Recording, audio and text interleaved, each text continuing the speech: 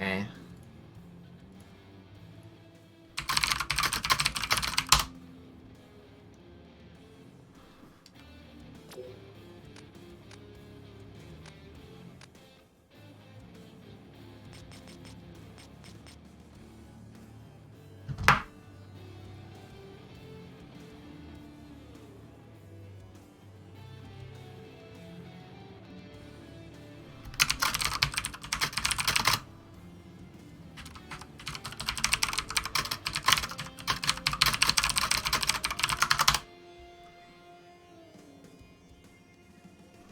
Okay, it looks like the rounds are gonna be starting, like, pretty soon. Which is good.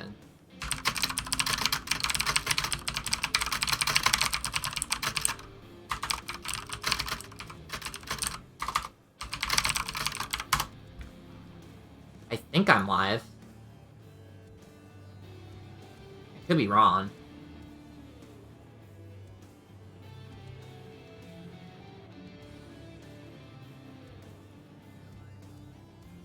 Okay, cool.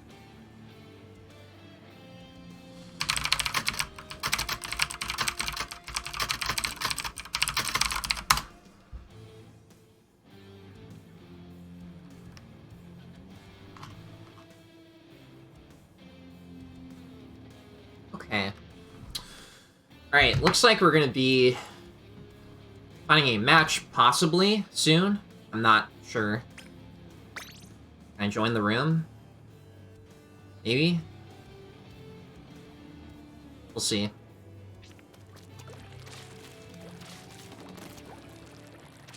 Sussy Gussie is invaded.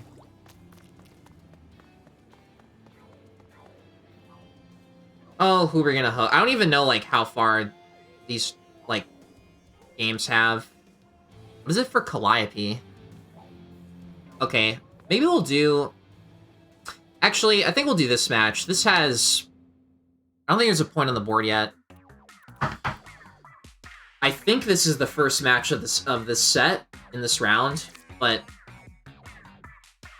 Nightbot is, like, a failure, dude.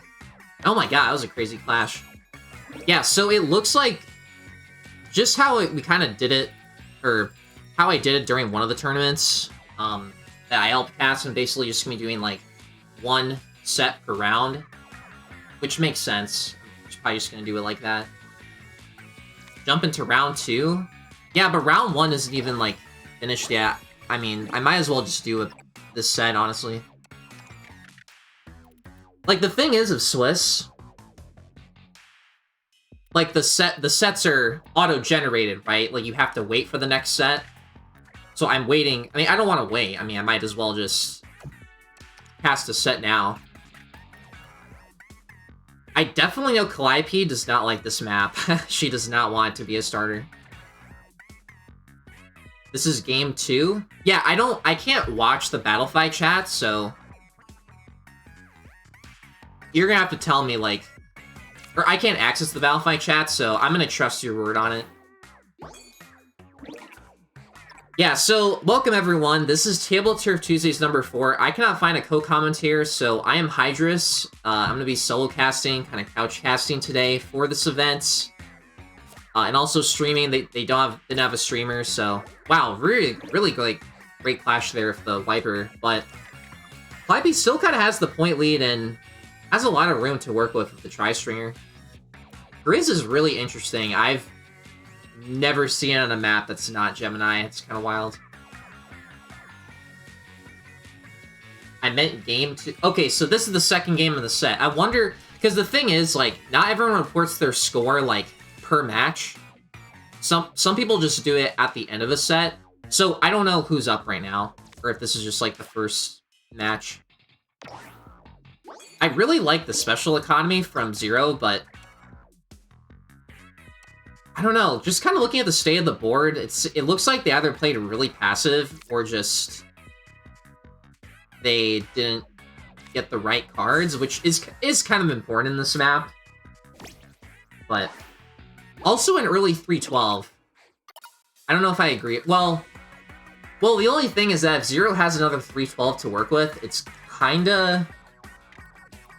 they can definitely bring it back, I would say. Double 312, at least in my opinion, it really only works when you have enough special.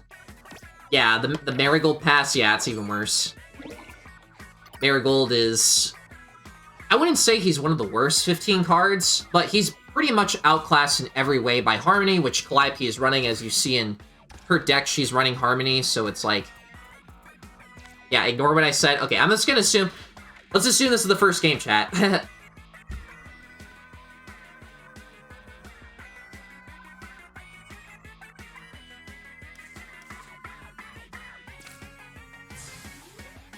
Yeah, Mr. Grizz is really interesting, but a Mr. Grizz versus a Small Fry, it's going to be a huge, huge point swing, and over 100 by the final turn is kind of a flex, and also enough to play Zipcaster, so yeah.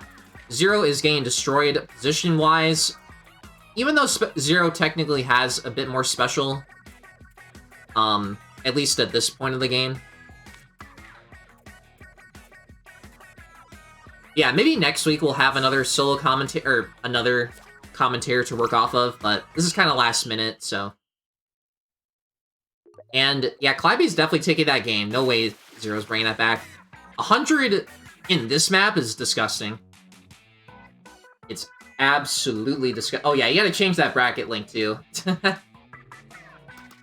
Honestly. So it's gonna be Zero's counter pick. And I guess they're gonna be thinking about it, because they both got off the chairs, so it's kind of what I'm assuming. Yeah, I mean, I agree with you, Pika. Like, I think solo casting, if you do it in the right way, it's definitely more casual. I definitely feel it as more casual.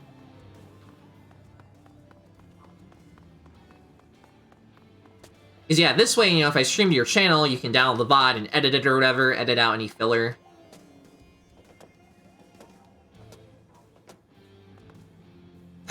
Disgusting. So yeah, it looks like...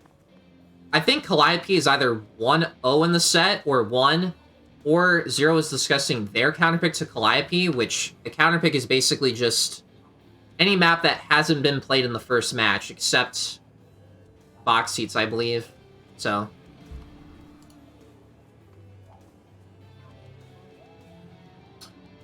we will see what the decision is going to be. I know Calliope tends to think a lot.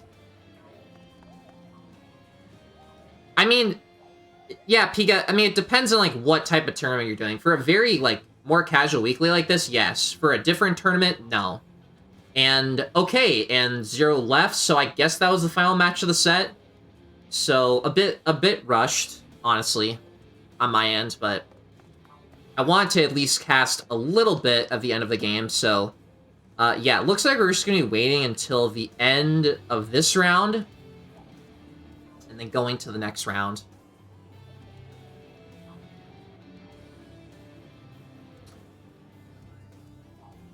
Okay, let's see here.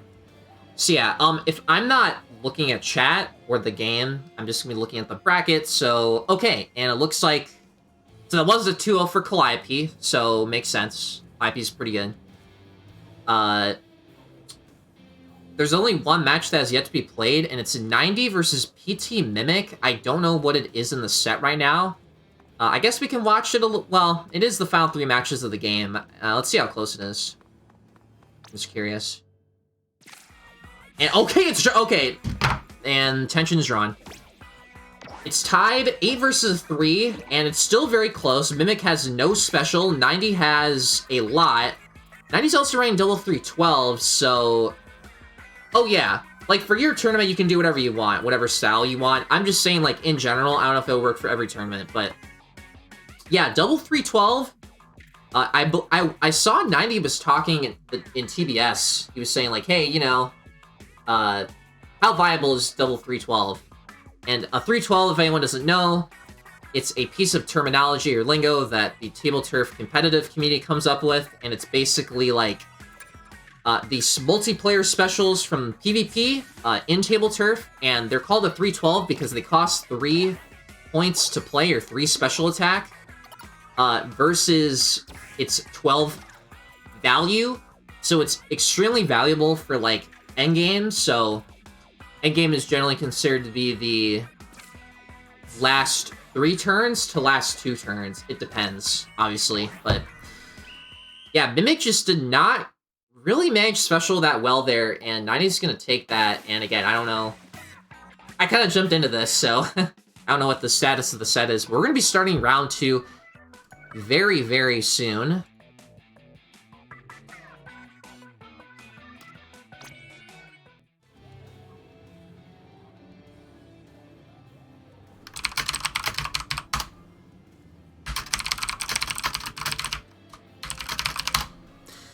And yeah, it's either going to be a counter pick or they are... Oh, and okay, so Mimic was discussing the counter pick. So I think it's 1-0 for 90. Not entirely sure. So we're going to go watch 90 again, because I'm really interested to see this double 312 action. So just going to... Oh. Yeah, I also realized I have like a score layout here, but I haven't really used it because I don't even really know the score, so... I will use that probably for the second round, so just don't pay attention to it, everyone.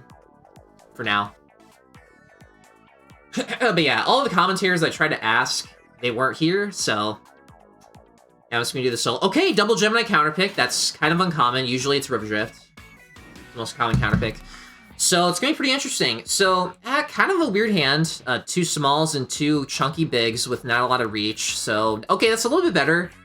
Splatbrella and Steelhead are both have a lot of reach in all 4 directions. Steelhead can also be played into, like, the corners of the map. Splatbella is really good for this map. I'd say it's like an alternative Squid Force in terms of its utility. But, yeah. We'll see how this Steelhead is played. So kind of aggressive to the left. YouTuber is played to the opposite side of the right. And I actually didn't know this until someone told me about it, so, or I think it was Showers she told me. Or no, she didn't tell me, but it was described in a post that she made. So the starting squares, or the starting special blocks for Gemini are actually very close to each other. More than other maps. So it can make clashes in the mid a little bit awkward. So again, playing Captain versus Harmony, but Harmony is going to overtake Captain and overtake the special block. That's so unfortunate. All the value from Captain is literally gone in an instant like that. Like I said, everyone, Harmony is one of the best shopkeeper cards. She is absolutely fantastic in the context of a lot of maps. So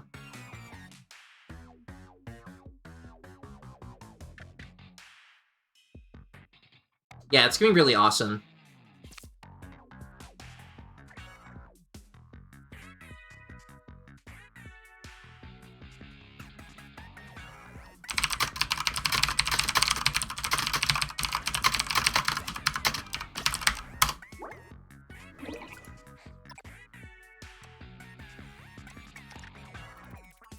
Oh, okay, that was an announcement not pertinent to me. Okay, anyway, should my attention back to the match. Splatbrow is going to be played very aggressively here to kind of push into Mimic spawn. No special blocks on the board for either player, but this is kind of the state of the game where we're kind of exiting the early game and going into the big game. So, first 3-4 turns going into the big game. Splatbrow going to be played against the corner. Tenatech could be super valuable right now, or a Sprinkler to be played against the Brella.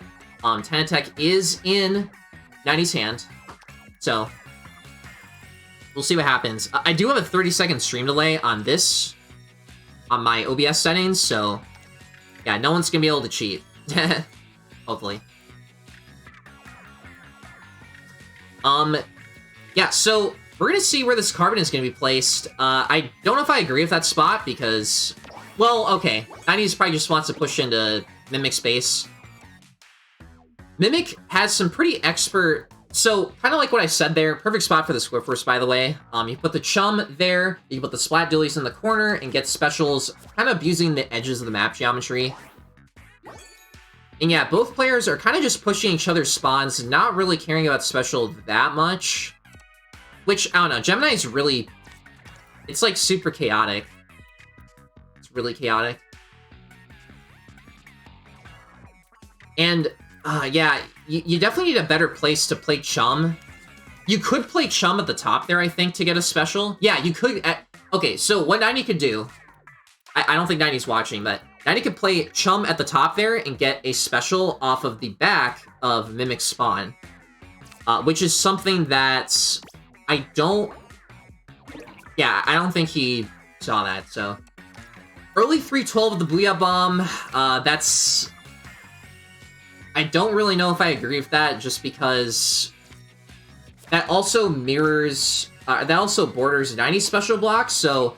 That's like 12 special block for free that 90 can get later on in the game if they get enough special for a 312, obviously. They have two different 312s in this, which is like, what, Triple Strike and another one, I think? I'm not really sure. I guess we'll see.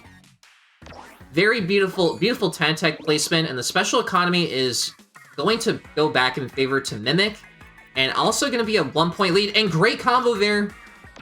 2, 5 versus 5. 1-point difference. We'll see what happens.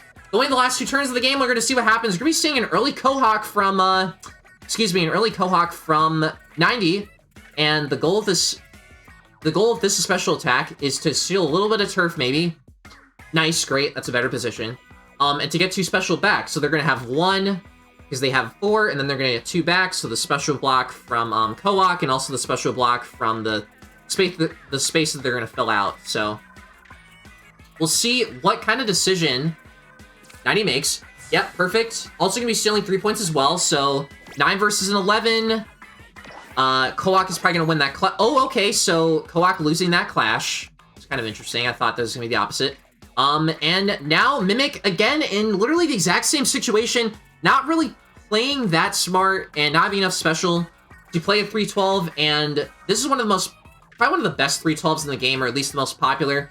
And they're going to get a 7 out of 12 value, which is very solid for a 312 in terms of like a point swing. I cannot see Mimic doing anything at all. Anything at all here. I don't see it, man. I don't know if you can see it, chat, but... Okay, 83, so again, that's a 7, and that's unfortunately going to be passed. I think it's going to be a 2-0 for 90. That's going to be a 2-0. Yep, and very commanding. So, while Mimic's positioning was pretty good, their special economy was not the best. That was even though they did get the point lead at the very final turn there, they did not have anything to contest that triple strike, unfortunately. So, that's going to be the set win for 90, I believe. Okay, actually, wait, I keep forgetting. So, this is not best of 3. I think they're playing to the first 3 matches instead of a best of 3, I think. I could be wrong, though. I haven't seen that. I'm not familiar with that format too much. So it'll be kind of interesting, but... Yeah, I forgot. So round 1 is going to take a little bit longer because I don't think people are familiar with the format, I believe. So we're going to be getting another match, hopefully. So, yep. Okay, so people are playing to the format, which is good. And I think Mimic is definitely thinking pretty hard about their counter pick right now. I would, if I was them. Because, yeah, I mean, getting stopped like Gemini like that is definitely not the best feeling. Gemini's not one of the, you know, the most beginner-friendly maps, I'd say. I don't think they're going to switch chairs, so I'm probably just going to change the, ignore this chat. Let's go down a little bit. There we go. Okay. A little bit better. And it looks like Mimic has been chilling. I don't know if they're going to play another match. I think... okay, that was the third match. I was mistaken. So, 90 actually takes that 3-0 over Mimic. Mimic did not take a single game. So I'm going to change that really quickly, and then I'm going to probably reset it. Once we start the next round, we'll choose a set to cast. So, is the second round generated? It is not, so we're still waiting. And there is not that many players in this tourney. So you might also have everyone in the same room. I guess we'll see.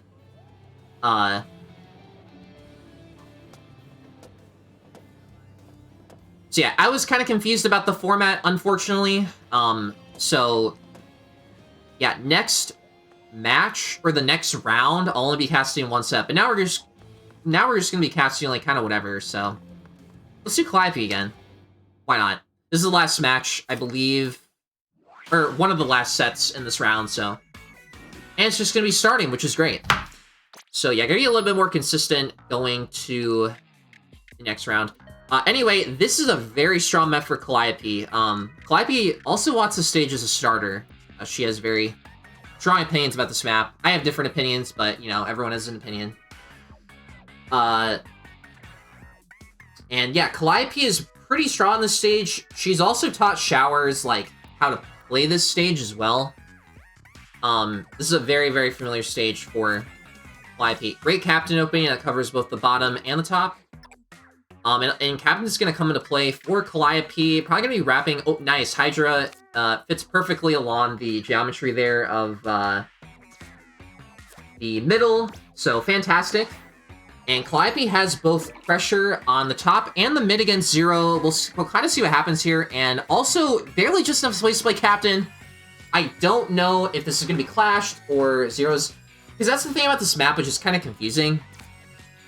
Is that... And, okay, gonna be bringing the Clash, so kind of taking a lot of the tentacles there. 12 versus 14 is not a bad trade. Anyway, what was I gonna say? I forgot what I was gonna say. Hate when that happens. So, okay, Gnarly Eddie, I never see that card. I know it has some combos, but I think this is the first time I've seen it played in a tournament, in my perspective. So... Wow, okay, very aggressive play. So now Calliope is kind of boxed in right now. Not a very big points advantage. And okay, that is very good. So perfect usage of Toxic Mist there to kind of play off that diagonal and get a special block as well. Toxic Mist being kind of a more diagonal Octo Stamp. It's like a 2x2, essentially. So... Okay, and Calliope is definitely one of those players who plays kind of... you know, less well-known cards. Okay, I'm gonna be honest. I never see Undercover Umbrella. I don't know if it's that good in this mode. I know, like... excuse me. I know 3 combos for it, maybe 2. And 2 of those are on Double Gemini, unfortunately. So yeah, unfortunately, since Calliope played a lot of their bigger cards earlier, they will not be able to play Harmony, which might have been a bit better for that trade against Steelhead. Undercover might fit in that spot. Okay, barely. Okay, well, no, not opting to play in that spot. Maybe opting to play it down the bottom? I don't know, there's a lot of options. What I was saying... Wait, I need a...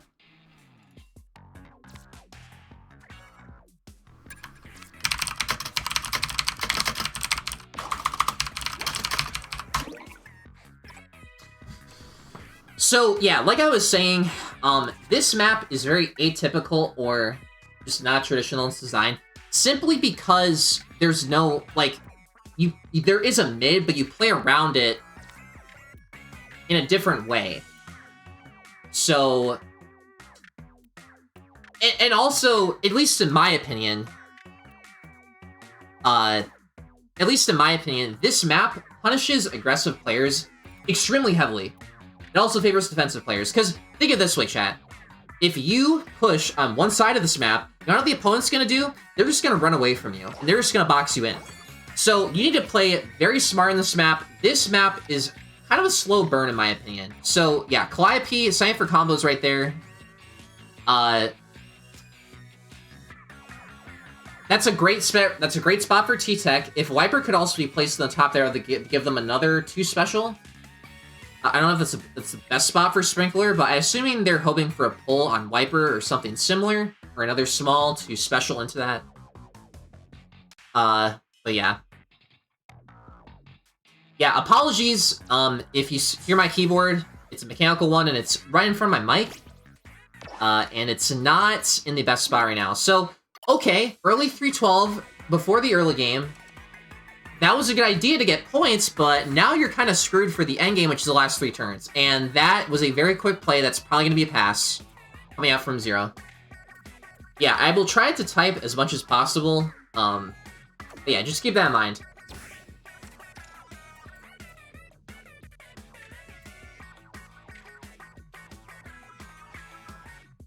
So yeah, Calliope has a lot of room to play around with for their specials and also kind of their cards. Well, mostly their special attacks. And yeah, Calliope is the type of player who doesn't like blitzes much. They are definitely more of a hardcore thinker. At least when I played against them. I think they're more familiar to 60 seconds or longer. So yeah, I'm not really surprised at that pass coming out from Calliope, mostly because, you know, hey, what do I do? What am I going to do in this situation? Might as well pass. I already have the points lead. It doesn't really matter. So, yeah, unfortunately, I don't know if there's... Okay, a 9 out of the 15 is not bad. Kind of struggling to figure out where to place this Harmony. The thing is, they need to place their special attack in a way to where they can also get a special attack for their 312. And time's running out. 5, 4, 3, 2, 1... And 1 second left. I don't think it's going to give them enough. Yep, and that's... Zero's going to take this. Calliope made some pretty poor decisions, unfortunately. And I'm very surprised she's losing in this map. This is probably one of her best maps. So, kind of shocking, honestly. I'm kind of glad I was spectating this game. So, yeah, now Zero... I don't know if Zero runs double 312, but we will see what is going to happen in the endgame here. So, yeah, Zero has 10 seconds left. We're going to see what happens. 9. God, this is so stressful sometimes. And the 312 to punish! Couldn't even find a place to play Harmony. Wow, absolute destruction right there. In the endgame. I thought Zero was going to lose that, but Zero clutching it back. And only having to pass like one turn, so wow, kind of insane, honestly. And that's kind of the thing, you know, shorter time formats like 40 to 30 seconds, also known as Blitz. It kind of rewards fast decision making. It kind of punishes playstyles like Calliope's. So yeah, kind of interesting, honestly. So I think, since this is... Correct me if I'm wrong. Since this is play to 3, the set is still active, right? Like, I can still watch, probably. I assume. So if that's the case, yeah, we can definitely watch more of the set and more players, which is cool.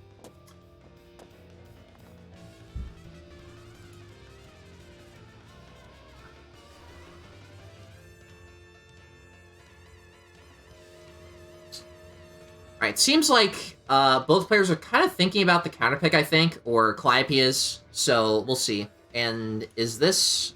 Oh, okay, so round 2 is going to start. I'm going to decide what to cast. Okay, what can we cast? So there's a couple of sets that catch my eye immediately. Showers versus Zero. Calliope versus Joven, which I've seen that match. I personally did not see Showers versus Zero, so I honestly might go watch that, even though I love Joven. He's a favorite player of mine. I think I just might go watch Showers versus Zero. So we're going to actually go leave this room and go find that match. Yeah, seems like round 2 is starting. Let's go find the room. So yeah, it seems like if there's 3 matches played in the set just ends, which that's kind of interesting. It's a different way of approaching it. So, okay. Yeah, I'm very interested to see how it's going to play out. Showers. He's going to change the lobby music. Kind of a meta strat, honestly. Play the worst music ever to tilt your opponent even before you join the game. That's kind of a big brain strat. So yeah, I think, yeah, that's the Sebble cast. Or Owl cast.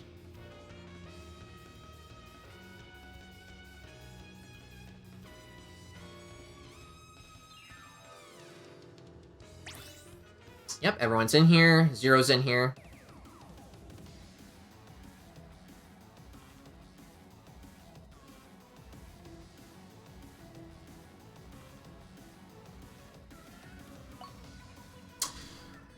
Okay, and I kind of want to watch Zero.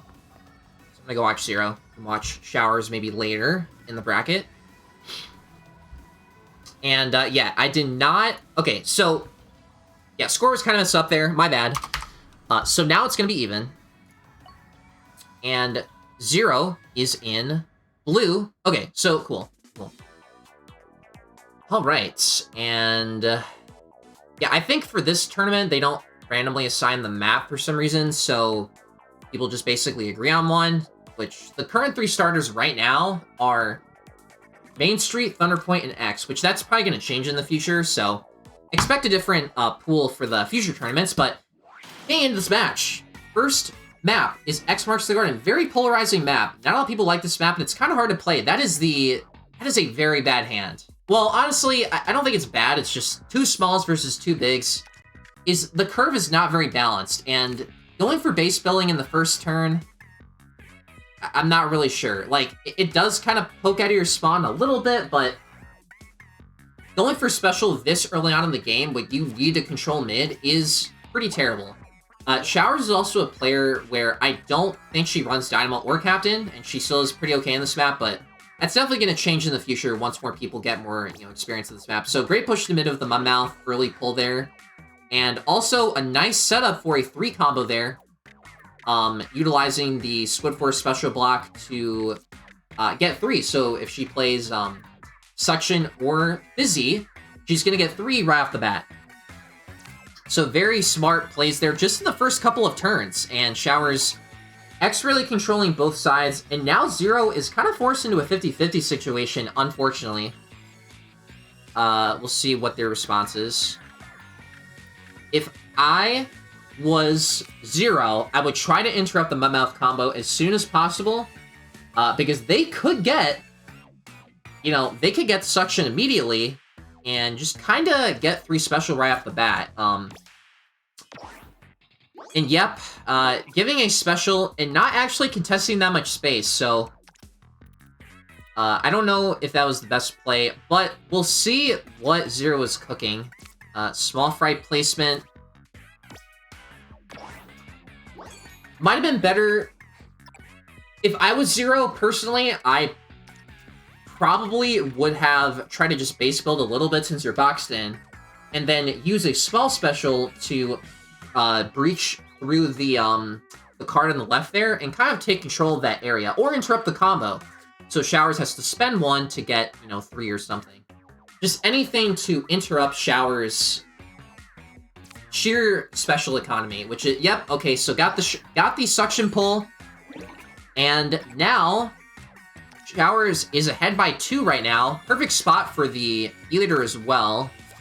I don't know if this person has a 10 attack, because that'd be really good right now. And yep, using Crack On. Zero is somehow in the lead. Very surprised by that. And Splat... Oh, okay, I see that right now. So, Wiper on the left. Splat Bomb also kind of in that left area. And yeah, Showers... Yep, this is kind of a Showers endgame. So, Showers is setting up for probably a 4 special. Or kind of maybe like an 11 or a 10 into a 312. Or how'd that be phrased? Like, she's probably going to play a 411 into a 312 is what I'm guessing for the rhythm of this endgame. Or a small into a 411 into a 312. We'll see. So, yeah, Showers has all the room in the world. So, okay, small to get more special. And now Showers could literally play a 5 into a 3, but I don't think Showers has a 5, to my knowledge, if I remember her deck correctly.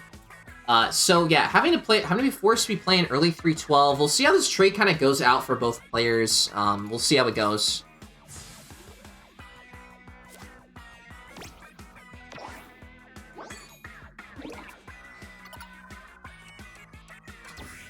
So 96 versus 87, yeah, this is not really looking the best.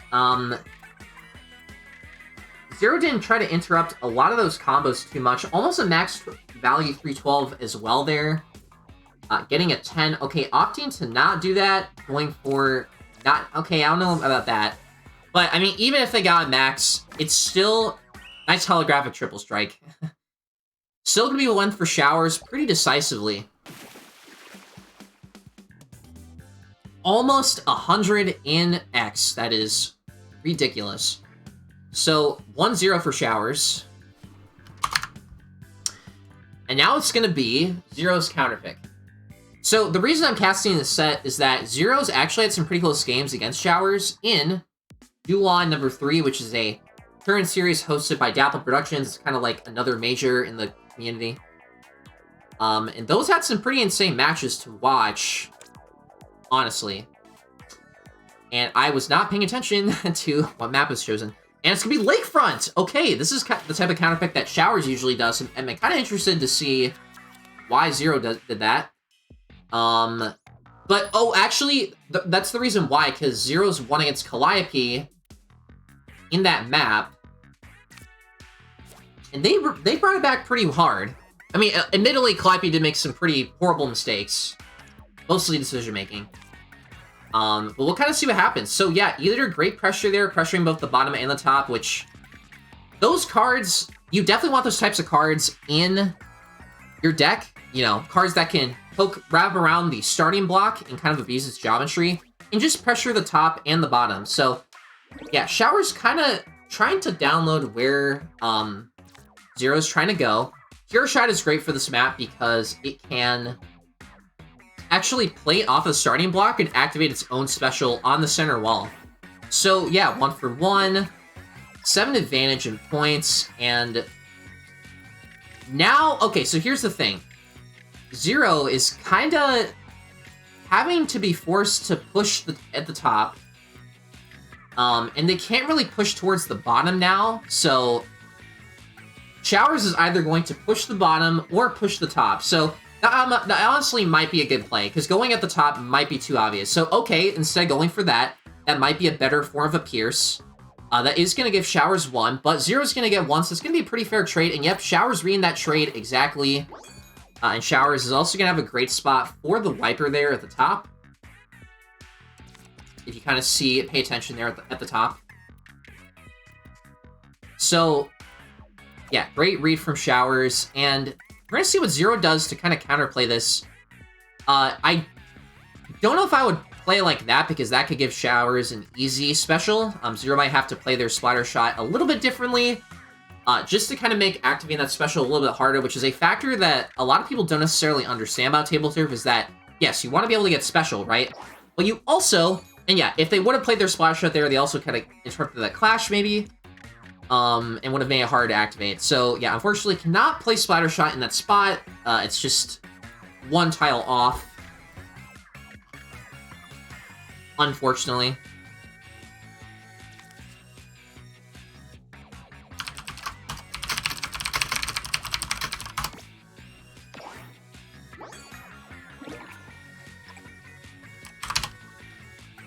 And yep, that is... I wasn't even looking at the screen, and yep, Wiper was played at the top.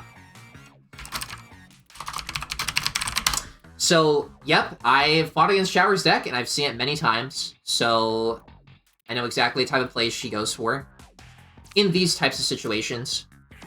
So, Wiper versus Crack-On. Again, kind of the same situation. Shower's having 6. Great understanding of their deck.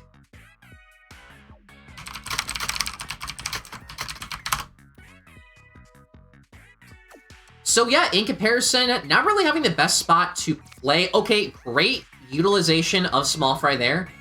That would not work with Splat Bomb. So with the Small Fry, they're going to get 2. Wiper could also be played... I could see Wiper in a couple of spots. So 3 versus an 8, it's going to even it out a bit. Only a 3-point difference. And entering the late game...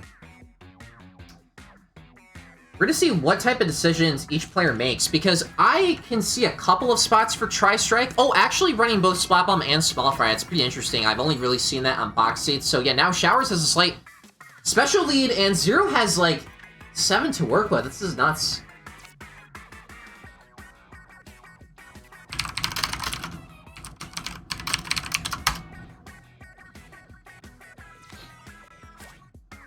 So, yep, okay, third to last turn, playing a wiper, or playing a small, into a bigger. Okay, so both players have the exact same amount of special right now. This is going to very much depend. No, don't do that early 312. Okay, so the thing is, if you play the early 312, you're probably not going to have it for the late game, and you probably will lose the clash. I mean, that's how I kind of see it. Usually people play a 15 into, or a bigger card into a 312. Not usually the opposite, because those point swings never really work, I guess. And yeah, so, wow, okay, so just because of that, Showers gets 3 points. And now this game is tied. Showers is desperately trying to find a max value position right now. I really hope, I really hope Zero can also get good placement off of their 312. And this is going to come down to 312 placement. And that is not very strong. That is, I don't know about that one. That's not very strong. Showers with Tri-Strike's Reach is possibly going to win this, but we'll see. Yep, that is way more value. Ultra Stamp only got a 7 there. And I think that's a win for Showers.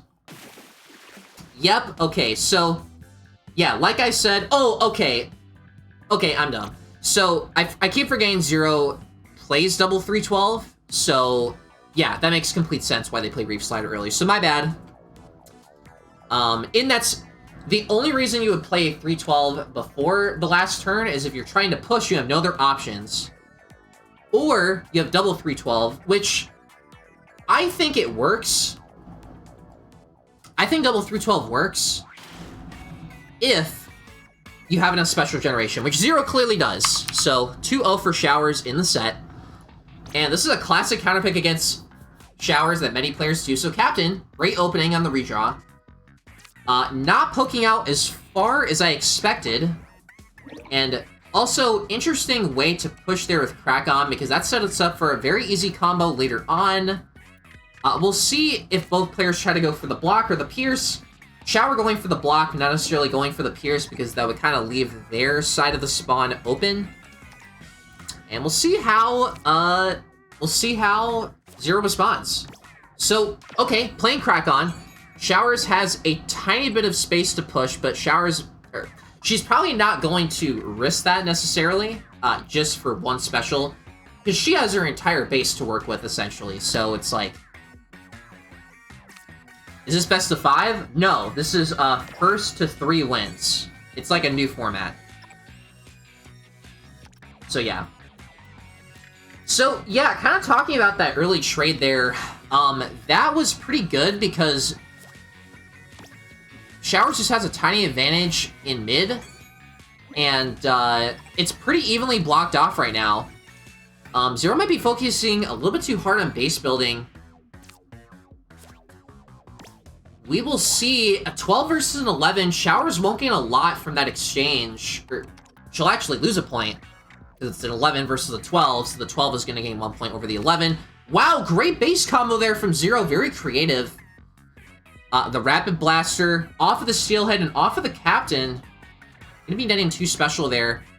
And I don't remember if there's a card that... There's a small there that can kind of work in that area. I think Ink Mine might work. I'm not sure. I don't exactly remember. I don't remember all the card shapes, guys. We'll see. So, kind of a weird suction bomb placement there, but I think that's to set up for Mummouth later. Yep, I exactly remember why she does it in this map. It's to place Mummouth. That is... Okay, that's exactly why. So, 4 versus 4 in Special Economy, and we'll see what happens. Okay, great. So, gonna be giving Showers a special, but gonna be getting 2, so winning the special exchange there. And gonna be heading into late game. L3. So, okay, with that, that's actually perfect. Yeah, that I think that fits Mummouth. Yeah, it does fit Mummouth. The specific spot. With L3, Mummouth kind of has this weird thing at the top. It's like a mohawk, and it fits perfectly off the special block there. So, very, very aggressive 312 there. Extremely aggressive, and it seems like Ica Showers is high rolling a little bit too hard off of Mummouth right now. Because it doesn't seem like they've pulled it yet, which is unfortunate. you can't exactly bet on pulling a card for the endgame because of situations like this. So, Zero, extremely confident right now. I would be as well. Just because they are so far ahead when it comes to the points, and I don't think it would take some pretty humongous point swings just to balance this out. The only thing if that early 312 is that okay, so that's actually good. So the early 312 there is pretty bad because they didn't have a lot of space to play their spot, but now they kind of have the marigold to play off of. 10 out of the 15. I think this is a win. I think this is a win. A 15 versus a 12 as well. That's a decisive win. Very... Wow, okay, so Shower's making a very big mistake there, relying on the Mudmouth a little bit too much, and that set is going to go 2-1. Shower's winning more matches, but that was a very interesting River Drift match, particularly because Showers didn't pull Mudmouth immediately, and yeah, Zero was just able to play more of their special blocks efficiently, and because of that Charger play over the Reef Slider, Marigold is able to get some space back, so Showers kind of gave a little bit of turf to Showers, and that's going to be the end of the set. I'm kind of unfamiliar with this format, so I don't know if I'm supposed to catch just one match or two matches. We'll see. It looks like... Okay, you know what? Screw it. We'll do another match. I'm not as familiar with this format, so we'll try something different. I kind of want to watch Joven. Joven placed second place, or he placed second in the last tournament of this tournament series. And he also upset Showers in TBO7. He's a very underrated player. Kind of runs some weirder decks. And it seems like this is kind of... Yeah, literally the middle of the match right now, because there's 12 turns in this game, and yeah, 6 turns just passed. So yeah, I don't know if this tournament series is gonna be doing that well for Calliope, just because Calliope isn't the type of player to do that well with Blitz. As seen in that match against Zero, that was so unfortunate. Did not have enough for a 312. And Joven leading at both points and special economy going into the endgame, and barely enough space to put the 96 Gal Deco. Oh my god, that is just insane. Especially with the Sprinkler, we'll see. Okay, going for... That's very smart play there. Sacrificing 1 special point for 3. Very good play there. Yeah, 99... Already 99? It's not even like the start... It's the start of the late game. And Joven already has 99. So, and just kind of looking at the state of the board, it seems like Joven also made a lot more smart plays. And Joven is so confident right now. He just literally passes. He's like, okay, you know, I'm gonna win. So, you know what you want, but I can pass this card and I can still win. So kind of a flex, honestly. We'll see what Calliope does. I'm not watching Calliope, so I can only guess what Calliope is gonna be doing. I think... What is this? 1-1? Okay, so... Yeah. Oh, we'll do this. 1-1. And then we'll switch this around. So... Nope, that's not what I want. Move this.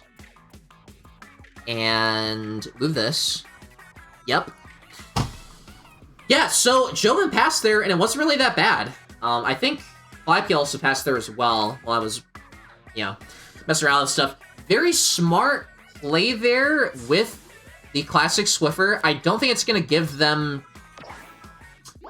So, not... Okay, okay, so that's even better, because Joven kind of read Calliope would give them a special, and now we can use Inkvac, such an amazing flank off into the base there. Going to be getting either a 10 or an 8 value off of this. 10 value... This is amazing right now for Joven. Wow, max value! And Joven's gonna win this! Joven's gonna win this match, I think, and this will be the final match of the set. Wow, such an exciting game, and this is the last match of the set. This is the play first to 3. But yeah, that is just insane. You don't really see Inkvac a lot, but it's so great for flanking there. Flanked into Calliope's base and kind of destroyed them. 102 versus 85 as well. Well, Joven technically only got 5. That was a stomp.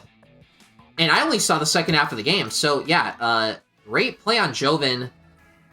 I don't know. I mean, Calliope's a strong player, but I like to see how they're gonna do in the brackets. As well. That's going to be pretty interesting.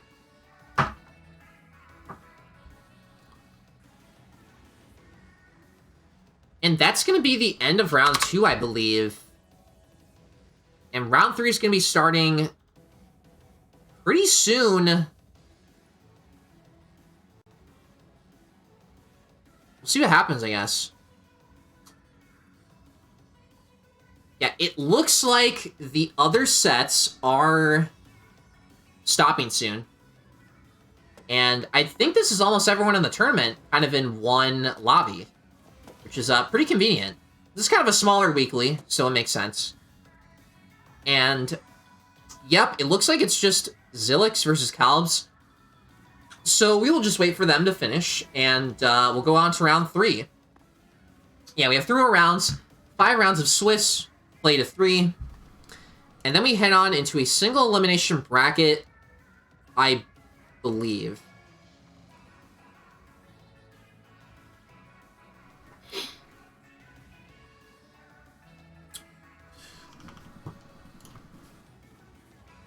I need to drink some water. Drink water, chat, of course.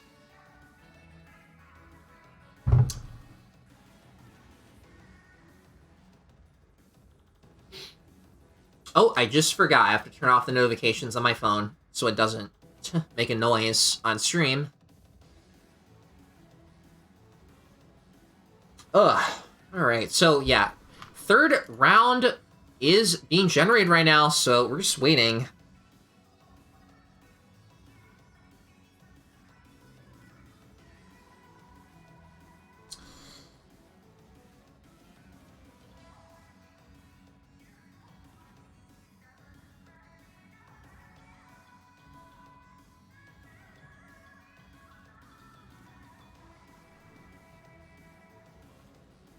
Okay, phone's on vibrate. Alright.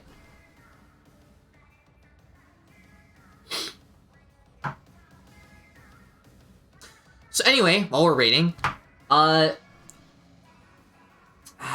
a question I can ask? I don't really have a personality, so it's kind of hard for me to stream. I'm kidding, obviously. But if you're watching the stream, have you watched a lot of competitive table turf before?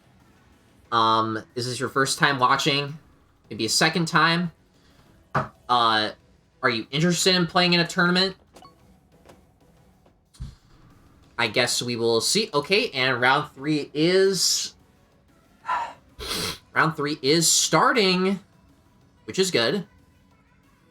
And, okay, what do we want to watch? Okay, so... well, I just watched... Okay, I know I just watched Joven. I know I want to watch Joven. Again, I would watch him again, but I want to keep it fair. So, honestly gonna watch Refine. What's everyone's Swiftest team? I haven't chosen yet, but it's probably gonna be Alien, honestly. Alien or Bigfoot, in my opinion. Yeah, I think we're gonna go watch Unrefined. We can go watch Joven later. Joven versus Showers is gonna be insane, honestly.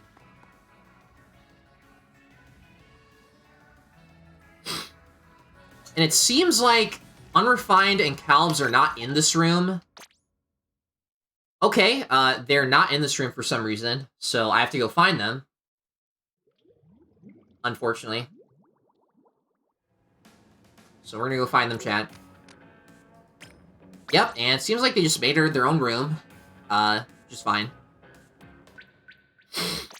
It's already been closed. That's kind of weird. Guess I have to go join another room. And, yep, it's alright. And, alright.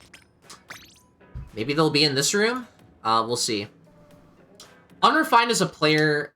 Okay, and I'm getting destroyed now.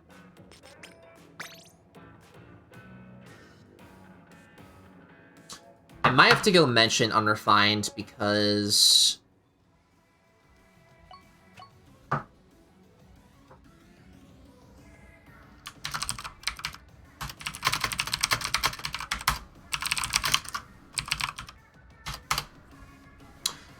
Yeah, so I just asked them,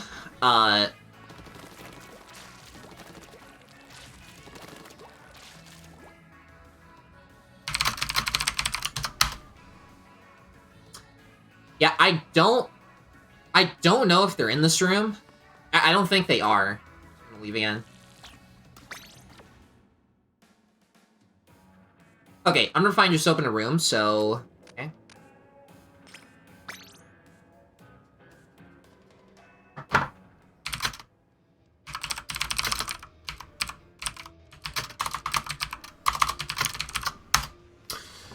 Alright, so, we're in a room. We found him. So, I'm gonna go watch Unrefined. So they're just gonna be discussing what they want to play for the starter. I assume it's not gonna be X. We'll see what that... We'll see, though. We'll see, though. It's your second time watching? That's cool. Need to reset the score.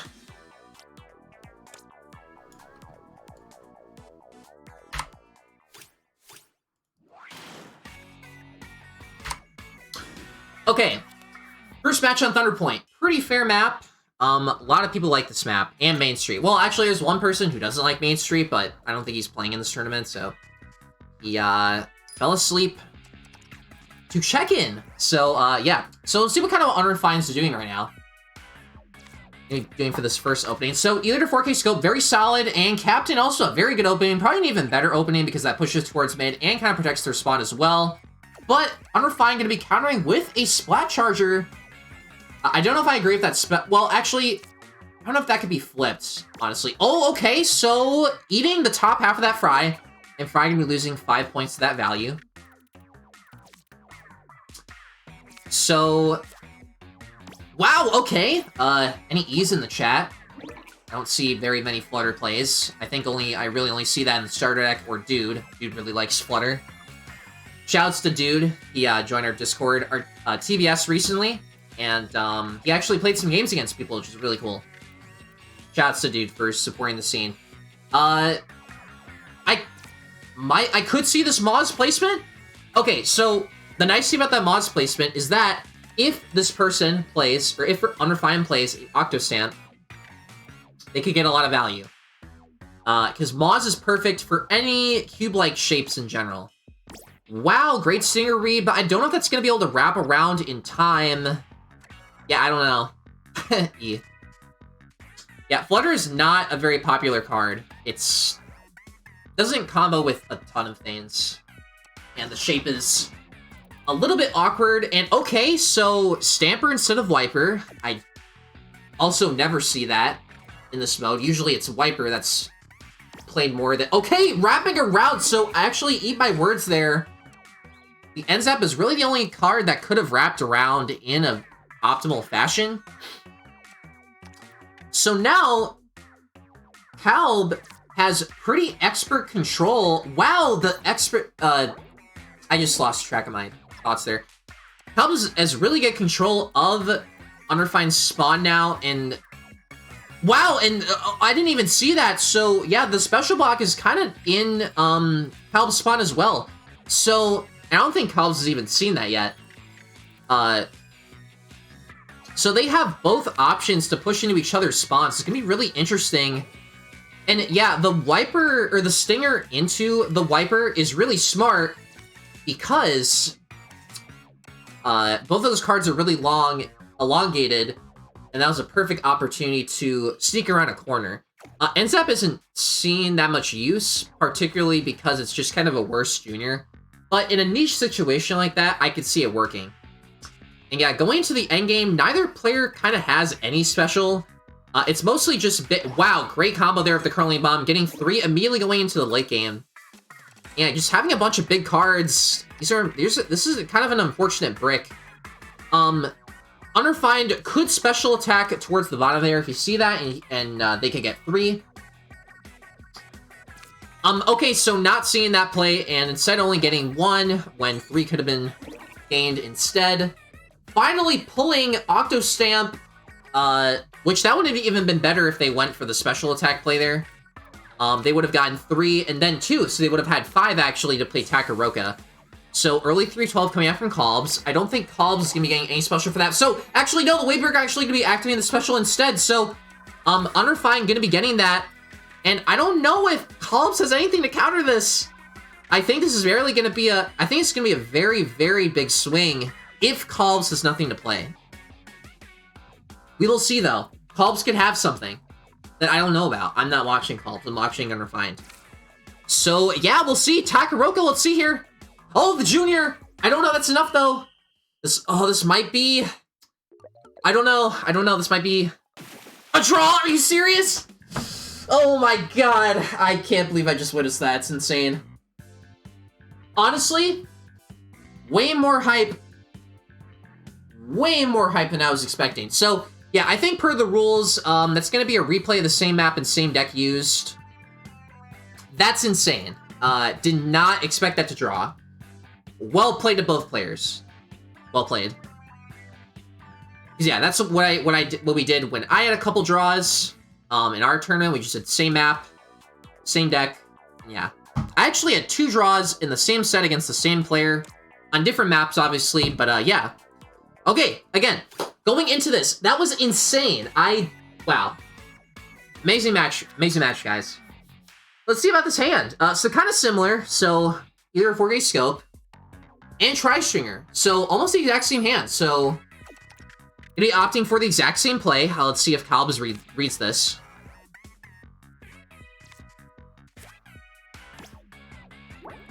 Wow, literally the exact same openings from both players. This is kind of goosebumps, giving me goosebumps, honestly.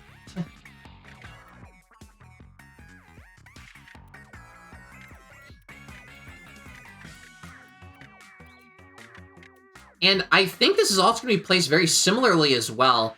I don't know if Unrefined wants to make the same mistake and allow Kolbs to push into their base, which did happen last match pretty hard. Like the Stinger into the NZAP, into the Grizz. That was uncalled for. And Grizz, yeah, kind of reading that block like the last game Kolbs is learning. Yeah, that was wild. Kind of a wild read.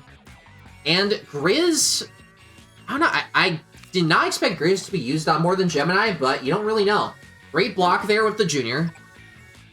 The only spot that's kind of undefended is kind of that top corner. They could kind of have a spot there. Well, they have a spot there in that top corner if you see it. One little diagonal where Unrefined could push into Kolb's base, but they don't really have the cards to do that yet. So Kolb's defense is pretty good right now. And interesting clash. Eating a little bit of that Stamper. Mostly they could...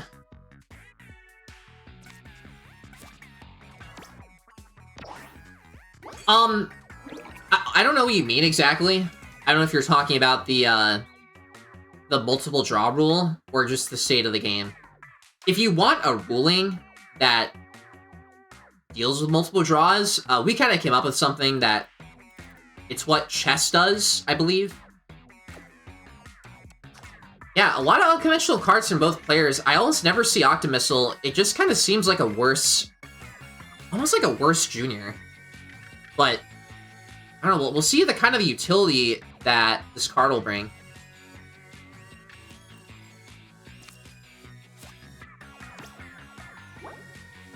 Yeah, if you're talking about the state of the game as a solution, some people offered a solution, you know, whoever gets more special points wins, which that's kind of stupid, honestly, because it just favors different playstyles, and it's not really fair. So, yeah, all small cards for Unrefined, and I don't really know what's... oh, like game mechanics. Oh. Yeah, no, game mechanics to decide multiple draws is not very fair.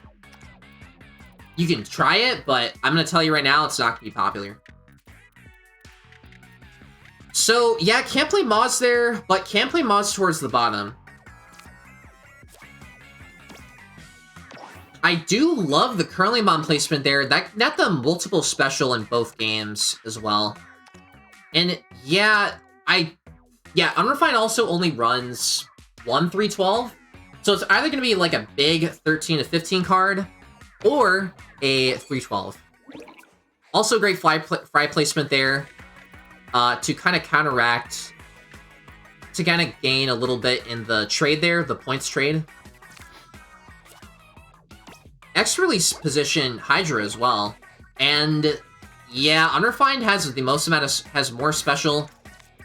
And, excuse me. And more points and more special. I'm having a brain fart right now. And the only thing of placing it there is that they're only going to be able to get 2. And, I don't know if they're going to be able to get 3. Yeah, pass the fish stick. Unfortunate. And that's... Yeah, they get special of Junior and win. Even though they have enough for, excuse me. Even though they have enough for... The opposing side has enough for a 312. This is probably just going to be a GG. Yep. Wavebreaker versus Junior. And even winning the Clash, that is so sad. Yeah, that was a nuts download. So, yeah, Unrefined kind of downloading Albs there. And winning that pretty handily. So, first match is going to go to... The first official match is going to go to Unrefined. And we'll see what the counter pick is.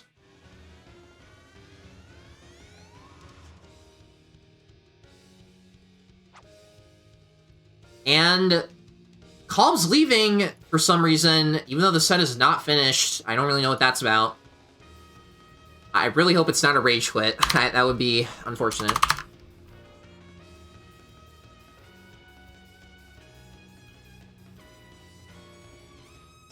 Oh, okay. Yeah, I was confused how you phrased that sentence. You're talking about, like, they should adjust the game mechanics. Okay, that makes sense.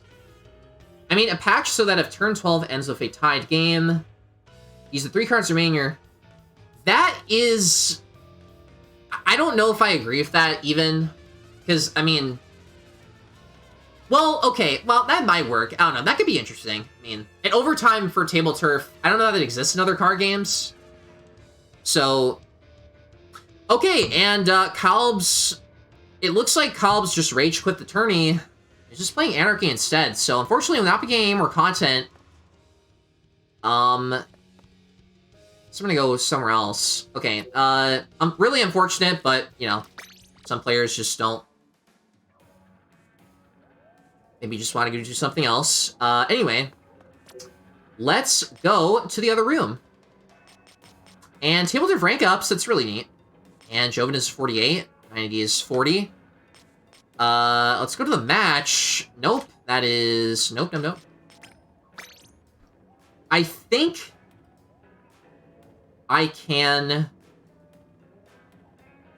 Yeah, I think I can join this room. So, cool. Alright, literally everyone's in a match.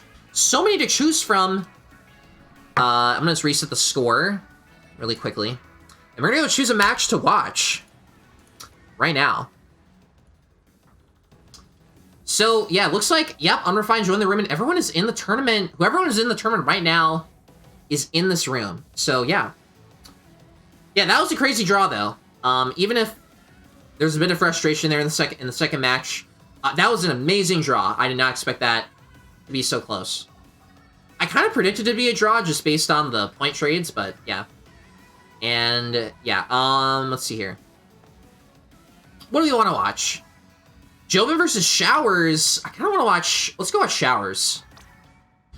So it looks like it's 1-1 right now, and middle of the game, perfect. Perfect. Yeah, I think that this is the first quit I've seen like that in a tournament, so... Well, actually, I've seen one person give up in a tournament, but I think it was in turn 5, and they got, like, a really bad hand on River Drift.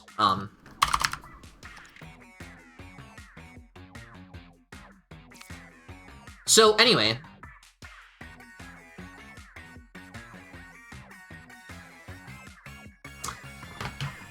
So, okay, looking at the state of the board right now, wow, okay, so, okay, I think I'm misreading this. So, Showers is blocked off, and Joven pushed in her spawn, and she barely has any cards to play. This is looking very decisive for Joven right now. Spirited versus a Splatter Shot, so also not going to be losing too much for that trade. Looking pretty good right now. Looking pretty good. Yeah, and also, I did two things to stream more tournaments. I turned off the screen dim on Switch, so even if I'm not touching my controller for like 5 minutes, the screen won't dim. Wow, 100 in the second to last turn. Joven is dominating. Tri-Stringer into Triple Strike. That is a Showers Classic. Showers Classic right now, trying to get some space for herself. But yeah, like I was saying, I turned off screen dimming, and then I also started stream delay in the OBS settings to, I said to 30 seconds. So if you're watching the stream, you can't cheat. And if you do cheat, you're a loser. I'll be honest. So, yeah. We will see. We'll see how this plays out. So, 14-point deficit, kind of big. 11 versus 11. That's so decisive for Joven. 3 versus 3 as well, and Showers is not going to gain that much.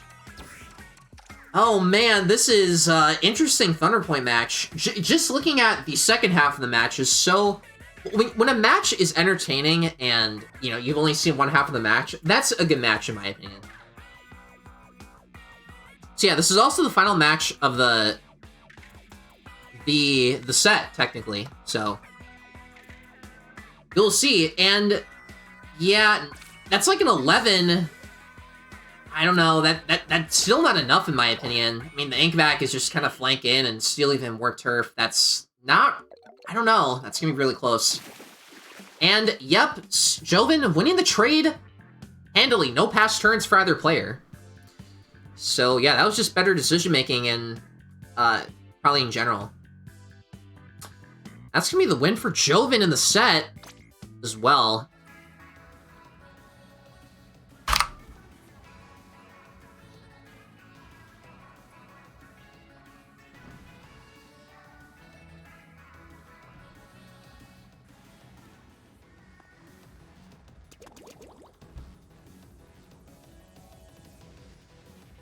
I'm gonna refresh the bracket really quickly here. And yeah, the past couple of tournaments haven't had streams, I believe, due to the staff's personal lives, but yeah, hopefully this one should be on YouTube, and edited and stuff like that, so yeah. Definitely see this one on YouTube if you missed the action, of course. And looks like the last set is 90 versus Calliope. It looks like either player hasn't marked a score. 0 turns left, and it looks like the match is finishing. Okay, so you can't spectate a match when it finishes. It's kind of interesting. And we'll see who wins the set. Yeah, nobody has marked down a score, so assume one person's just going to do it, like, at the end of a set.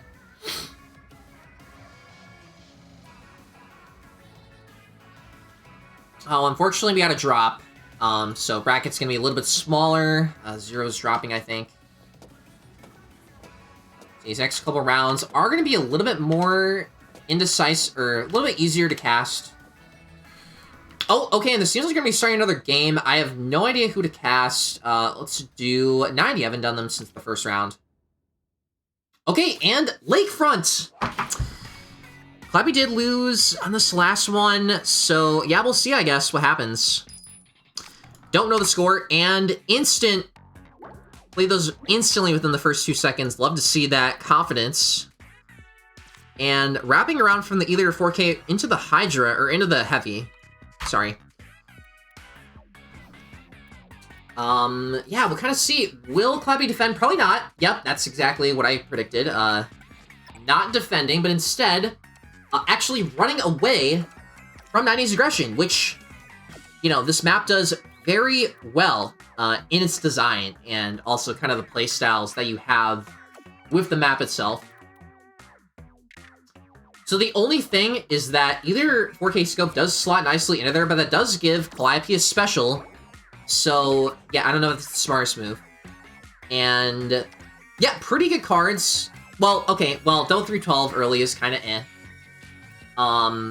So, yeah, I mean, 90 has complete control of the bottom and can potentially push towards the top. So I think what he's trying to do is he's trying to block off the bottom in case of a push, and then kind of put his attention more towards the top, which kind of 50-50 in this map. Do you want to focus more at the top? Do you want to focus towards the bottom? You really got to read your opponent and see what they do. Okay, wow, and perfectly reading that, an 8 versus an 8.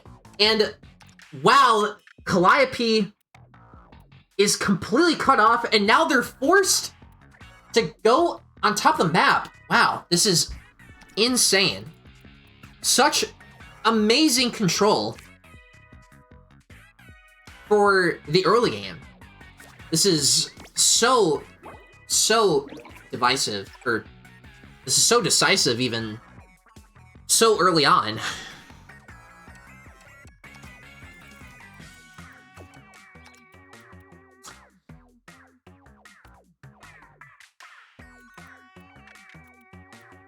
Yeah, I would have played in this tournament, but I felt like casting more, honestly. I was in more of that mood, so maybe I'll play in the next one.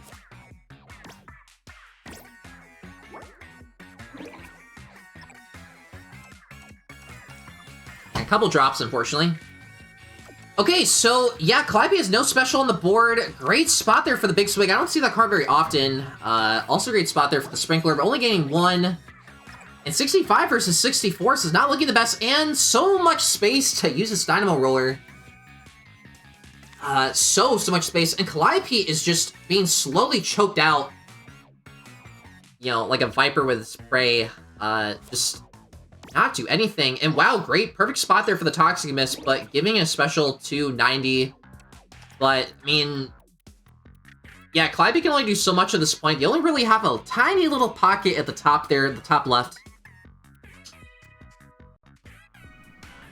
Good spot there for the Steel is, good spot there for the Steel Eel. Steel Eel is fantastic because it's too wide and very long. And so it can be played in a lot of spots, even a map like Box Seats, if you have that space. Another reason why the Chargers are as good as, like, you know, a Stinger or a Steel Eel, they're not that wide, and they're very long. So they can be used to pierce, or build special really easily with a certain combo. And unfortunately, Calliope's gonna have to go with a pass, and that's gonna be a points advantage for Joven. And also when you pass, you get a special points that might have been intentional. And also, you know, probably can play Captain as well. You know, probably not gonna use Captain at all in this game, so, or in this match, so might as well just get rid of it and try to go, maybe top deck or get another card, perhaps. So yeah, I don't know if I haven't done solo casting before, so, yeah, let me know if I'm doing a decent job with, solo casting. And wow, oh my god, 5? Are you serious? That is the biggest combo I've, like, ever seen. So just in that one play, Calliope is 5. So maybe throwing away the Captain was not the best idea. Wow, that is very clutch. Calliope had nothing until that turn. Pretty much. So that is insane.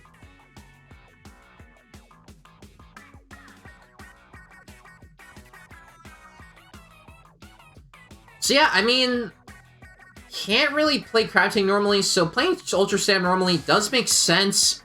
Special with the Undercover and getting 1, so enough for a 312, but the 312 overvaluing the Undercover special attack there, and we're going to be seeing if they can play a spot here for the Crab Tank, which is not used a lot. I think Grub Darling, who played in one of the last events, or one of the events, he really likes Crab Tank. It's his favorite special, I know. And yeah, wow, Calliope losing on this map, that's almost unheard of. And 100 to an 83. Even though 90 only got 3 special points. That is, wow. Unfortunate. I think that's the set win for 90, I believe, probably. And we're going to be going to round 4 very, very, very soon.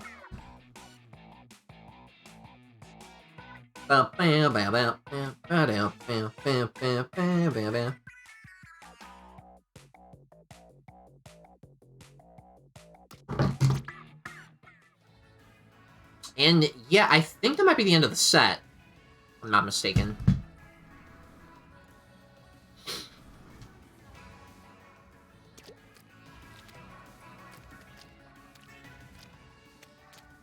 So yeah, you know, I could see a couple tournament winners for this, a couple potential winners for this tournament, honestly.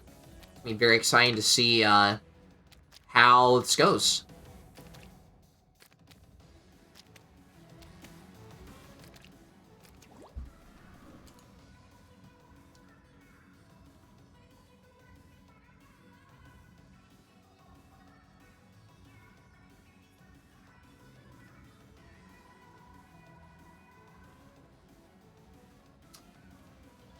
Okay, round 4 is main, so it's gonna be announced soon. Yeah, it also looks like, you know, some people left, obviously. So the bracket is gonna be kind of weird. It's gonna be a little bit smaller. Won't be able to cast all the matches, I assume. But, yeah. We will see. We want to cast next.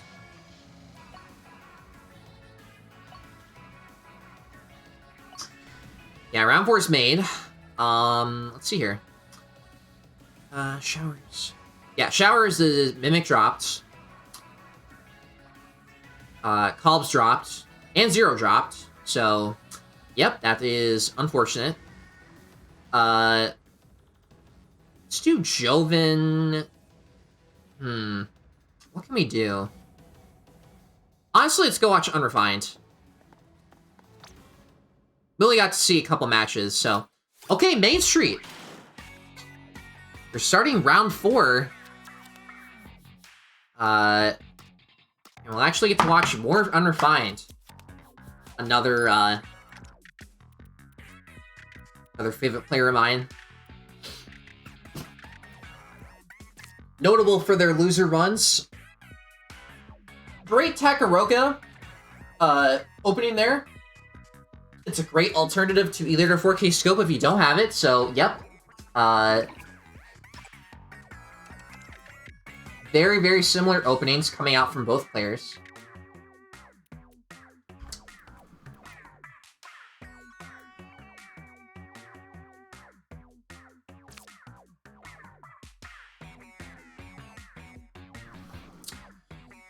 Moz I can understand because you're putting Moz forward to potentially risk a clash and to also give you some special maybe as well. So that's kind of respectable. And also you can put Octostamp in there for an easy special as well.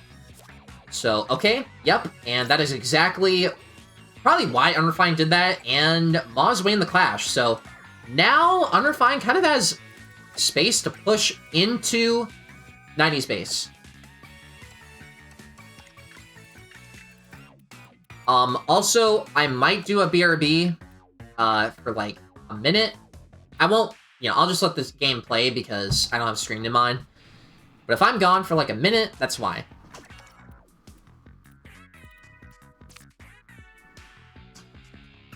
Okay, actually, I'm gonna be back in 1 minute, chat, so, enjoy the game.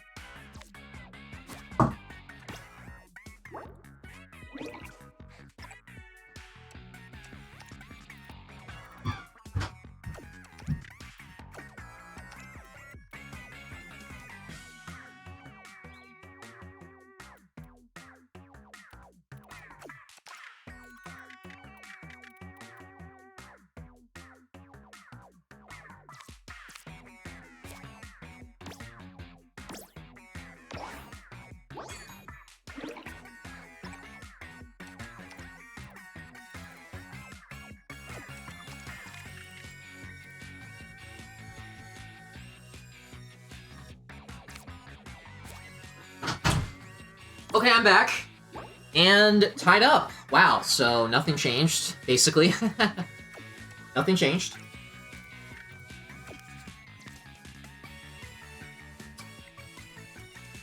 Yeah, whenever I watch a draw against two real players, it's always one of the most interesting things ever.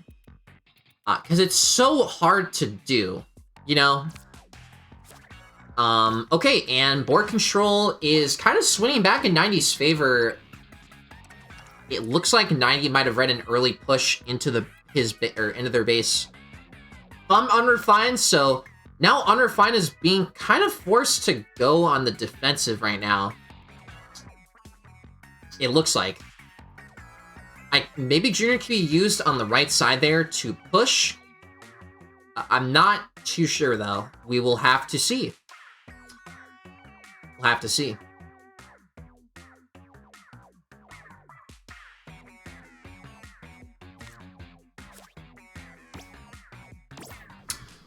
And Moz overtaking the Elite 4K scope. So now 90 winning that trade. Okay, so yeah, Splat Charger, perfect. And also Junior can be played in there as well for an extra special, I think, into Small Fry. So Unrefined is probably going to be going for that, because those are all perfect shapes. Literally, all of them are perfect. And, okay, so kind of cut off the Junior, but could still play Small Fry for an extra special without giving 90 a special. But, okay, going for that instead and getting 3. I did not see that. And giving another special. This is crazy. So now 90 is kind of giving the momentum back to,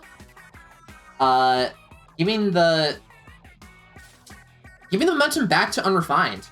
And yeah, I mean, in overtime, like, can maybe work. It's just, it would kind of be RNG dependent, because, you know, you might have, like, really bad cards as your last three cards in your hand, and wouldn't work that well. So I think it would be kind of flawed. Great spot there for the Octo Stamp. I don't really see another spot that where it could be useful. Nice, another 2.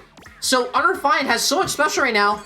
8 could literally, could play a 5. Okay, this is good. So playing Tri-Stringer, a 4 into a 3. Or playing a 4-11 into a 3-12. Which is very, very common for top players. So, okay. Deciding to go for, okay, no, not good. Going for the 4-11 into the 3-12. Just have to find a spot. Oh, just found the spot there. That is probably the best thing you're gonna have. And, yep, Tri-Stringer is gonna defend pretty well. Oh, no. Yeah, did not, unfortunately, get anything, though. Even though you have so much special to work with, the double 3-12, especially when you have the lead, is such a good defense. It's a defensive option. It's a good defensive option.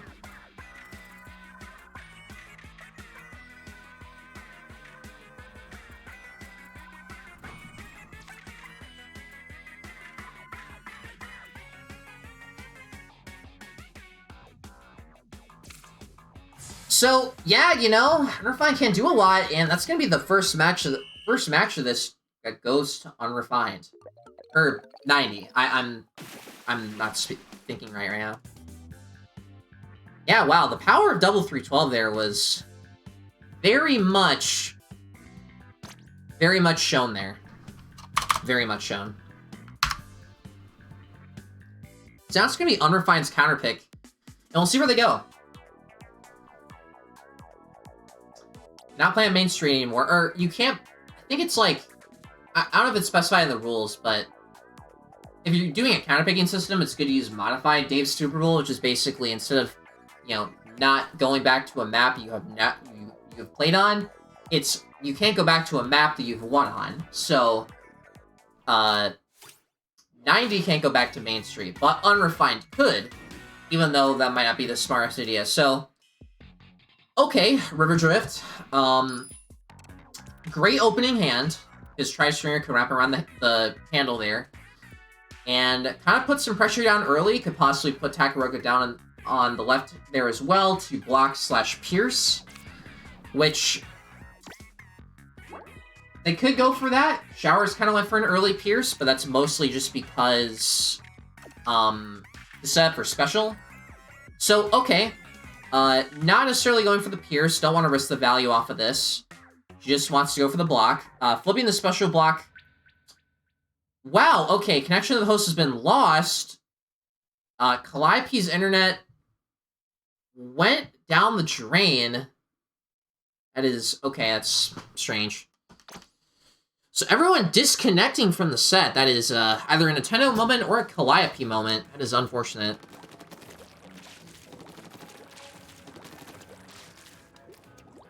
I don't know if that was me or someone else. Yep, that was...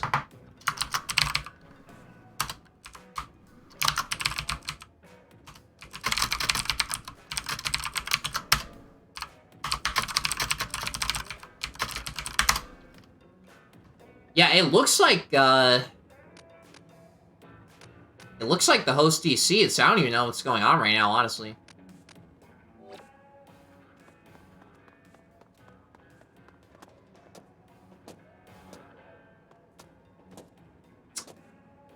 Yeah, I don't know what happened there.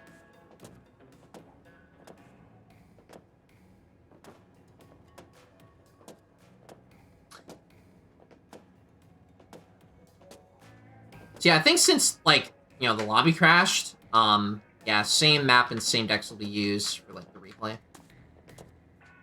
Looks like we're gonna be waiting for the room to be remade. Just gotta reload the notifs. Then... Or, you know, I don't think Clappy's remade the room yet, but we will see.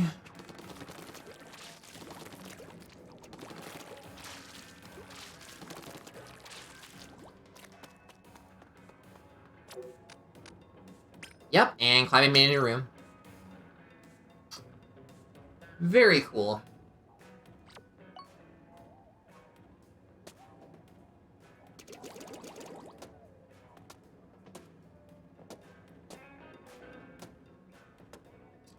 Just gonna be waiting for everyone else to join back in the room, and then we'll go back to casting.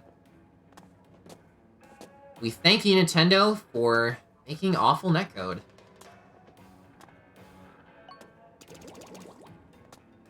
Yeah, I will probably still be casting that set, just because.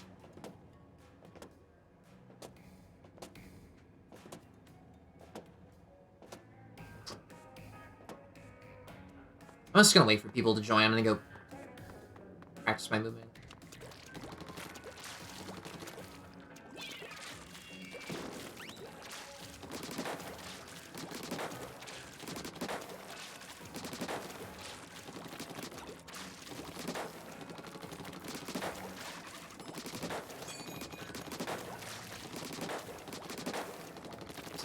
Yeah, I don't know if everyone is joining in the same room again, or they're doing separate rooms. We'll have to see.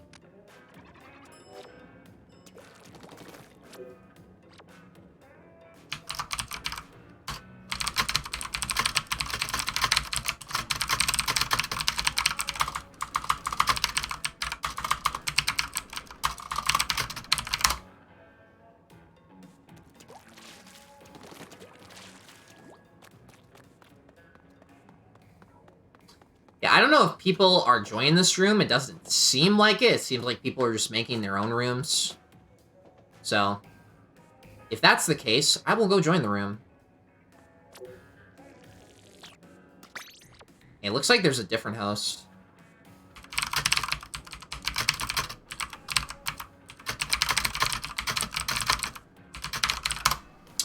It looks like there's a different host. Okay. I think this is it. Could be wrong. It might be... Nope. It is literally... Okay. Alright, I see the room now. I saw 90. I don't know why I clicked showers. Nope. Okay, that should be better. Yeah, gotta love delays with the tournament. So awesome, dude. And it looks like... Alright, so we're gonna go back. Okay, so, going back to this match.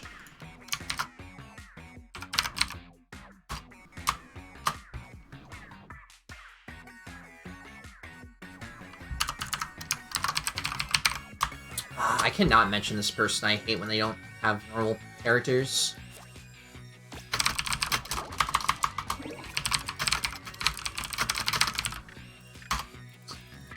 Okay, so... yeah, it's been a little bit, so I don't even remember how the last game went. I think it, like, DC'd around the halfway point, so... kinda unfortunate. Very, very unfortunate. Very aggressive Takaroka placement from Unrefined here. They're really pushing each other's spawns, which you don't see in this map. You often see an early block, or just a pierce. You don't see equal aggression from both sides. That's... you know, that's a little bit more rare.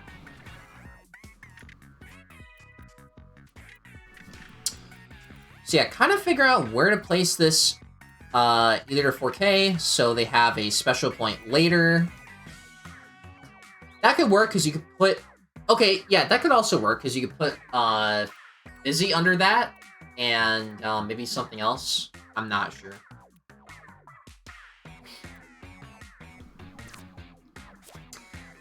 Yeah, I don't know, and wow, unfortunately, reading that either 4K scope and gonna be actually equaling out that point trade, so barely get... nice, great placement of the splat roller there. Be using the corners of that Nautilus, I think, and the wall to get a special point, or to activate its own special point, rather. Which is definitely... I've seen showers... oh, man. I've seen showers on this map in particular do a play as an opening with Splat Roller, well, she'll play it around the corner, and that'll give you a special point later. It's really... excuse me. It's really easy to activate as well. So... really, really solid stuff. Doesn't seem like Unrefined has pulled Octostamp yet. I think they're a general deck player, to my knowledge. Because this looks pretty similar. I mean, I think they've used Stamper in a lot of the matches that I've seen. Okay, good. So tied up going into the endgame. This is kind of nuts, honestly. Unrefined has to pull something out right now. Nice. Okay, so pulled the Octostamp at the perfect time. I'm not really going to be seeing any early specials. Probably not until the endgame. This is what I'm thinking right now. Nice, perfect placement there of the ZF Splat Charger. Kind of an underrated card. I do like it a lot. I do like it. So, okay. Let's... The ballpoint? Block be... okay, so block can be placed there. Wow, so the Takaroka placement actually gives Unrefined complete control of 90's spawn. This is, very interesting. Very interesting placement, because I can't really see it be placed anywhere else. So, yep, okay, perfect. So now, all Unrefined has to do is survive this onslaught of the double 312s. So hopefully this trade can go pretty well right now, and hopefully the Ultra Stamp will have some value. I do see a couple positions, particularly in the middle and kind of in Unrefined spawn right now, to play this. Nice for... that could be a good defense, and it would give you 2, so... again, that's the really important thing. You need 3 special by the end of the game, or something similar, because if you don't, you are going to lose. If you're winning until the final turn, you will lose to a good player. So, okay, down roller versus that, and wow, okay, so, yeah, because that was a down roller versus a Splat Charger, gonna be losing the trade, and, yeah, I don't think this can be brought back, even if this is max value. I think this is, unfortunately. I don't see a ton of great position, like an 8, maybe a 9. I don't know about a 12, but... yeah, Unrefined just struggling here to see where to place this. And I don't know what the other 312 that 90 runs is. I guess we'll see. And Ultra Stamp versus Ultra Stamp. I'd love to see that. And yeah, looks to be similar value out of those. So yeah, win is going to go to 90. Yep. 13 difference. And it's going to be 2-0 in the set. So this guy either be a 3-0 or a 2-1. We'll see. Yeah, I'm very interested to see how this bracket is going to play out due to, like, the lack of some players. It's going to be weird. Weird for sure. See what the counter pick is for Unrefined yet again. Oh, don't go X. Come on. And oh, you really want to take 90 there? 90 has beat some pretty good players there, so it looks like. So yeah. I don't know if that was the best. Maybe Unrefined didn't know about 90's match against Calliope. It's very, very likely. But yeah, Lakefront. We'll see if Unrefined's deck can work against 9. Wow, that is the worst opening hand I've ever seen. That is awful. Okay, much better. Much better. Redraw. That was a DBL hand. You know, mostly smalls. Excuse me. Mostly smalls into a 312. So, pretty awful, honestly. So, glad for the redraw there. Wow, same brain cell. Same brain cell, so-called free thinkers when they play this map. Okay, so very similar openings. So honestly, this is a literal 50-50. Either player could go on the right or the left. Unrefined looking to push their advantage state right now. And okay, so special. I don't know if I agree with the special block placement there, just because it's facing away. It might be a little bit harder to... Well, actually, no, it's not that much farther away. It could be fine. So, yeah, you can push on the left or right, because it's pretty much even right now, which you don't see a lot on this map. So, okay. Unrefined going for the read there, and kind of winning. That's a very easy spot to actually place the Junior, which you can place it kind of in the handle of that Splat Charger and the Dynamo. Very, very good placement there. Just kind of looking at the potential. Great block off, but it's probably going to be red. Wow, and perfectly red! I don't know if that was red or if that was just a guess, but yeah, perfect block off from the heavy Splatling push. Oh, even better, you can put a Splat Roller there as well, so that's even better. And it would give a very nice block as well. Might force a move out of 90, perhaps? I love when players just keep rotating stuff and nothing happens. Okay, so great spot there. And 9 versus a 9. I keep forgetting Big Swig exists. I do like Big Swig. I think it's an alternative to Dynamo. I think it has hidden synergies that people might not know about. So, oh yeah, and also if you play Kraken there, you could play Octostamp as well. So there's that too. Couple options to consider. I assume the Junior is just being placed just to, you know. Okay, so almost a block, but not quite. Also, well, actually, no, it wouldn't have worked. I'm not gonna say another play. That definitely wouldn't have worked. Okay, so Hydra can be placed down there. Yeah. We could also lay it down. Yes, you could play it there. And, man, that would have been a perfect spot for Junior, I think. Or custom. I forget the shapes. I forget the shapes, guys. I forget the shapes. So, perfect aggression. I mean, that could risk a clash. So, okay. Winning the points trade there and getting now very close. Now it's just all smalls. Now it's just up to the pure decisions that Unrefined is going to make in getting this special right now. Really optimizing where you're going to place these specials. So, okay. Pretty good. That could get you... I don't know where you could play... Because, well... Another play I could have seen is that Small Fry could have been placed on the right side there of the block, and then a special could have been done for Fizzy to get 2, I think. So, that could have been another option. But, I mean, when you're in a blitz format like this, you might not realize decisions like that. So that's fair enough. That makes sense. So, okay, you could play... Yeah, so Moz there is fantastic because it can be kind of hard to clash. And you can play Fizzy along the wall as well. So that's a perfect play. Perfect play. And yeah, going into the endgame here, 90 is not guaranteed to special. So it's either going to be the Octo Stamp or the Fizzy. Probably the Octo Stamp because Unrefined wants to push this advantage as much as possible.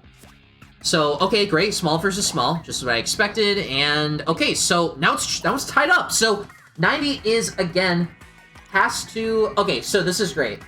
A small here, a 5. Gonna try to defend. This has to be... So, okay, yeah, you can play it there. Oh, or actually, I forgot. Moz, that spot in the bottom left is not covered. Yeah, I did not realize that was not covered. I was not paying attention. So, okay.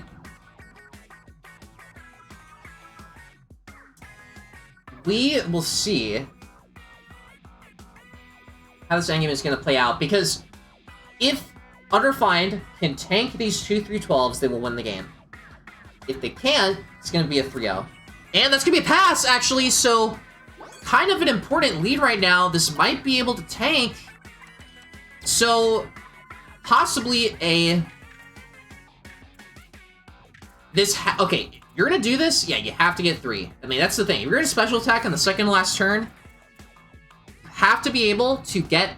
That is perfect, actually. That is perfect. So, Unrefined, yeah, price rank can be placed right there, exactly right there, to get 3 and defend this.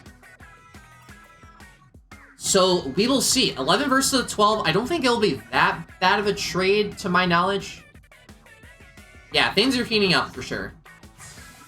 Okay, 11 versus a 13. Or 11 versus 11, so it's not going to be... Wow, 1 point difference. Okay, so this is going to come down to 3-12 placement. Who can get the better 3-12 placement to get more special? We will see. That is a 9. That's a 9, so very good. Maybe it could be a bit better. That's the only spot I could see it being used in. Yep, the handle's kind of awkward there, unfortunately. Oh, that's an 8. That's kind of worse. Might as well go... Okay, that's a 10. Or, no, that's a 9. That's a 9. So that might be the better play, because, yeah, I don't know. A 9 or a 10 is probably going to be the best right now. Just in general for Unrefined. And, yep, going to be going for the thing that you planned originally. So, Ultra Stamp versus Ultra Stamp. This will come down to Ultra Stamp placement. And I don't know who won that. I do not know. This is a draw? This is a draw? Wow, 2 draws from this player. This is insane. He's like me. That is... Wow, that is crazy. Alright, so we're going to be seeing another game in this set. That is nuts. Crazy game. Crazy Lakefront game. Crazy, crazy game. You love to see a close draw. Those are always the best. So yeah, looks like, yeah, we're be seeing the match. On this map, probably.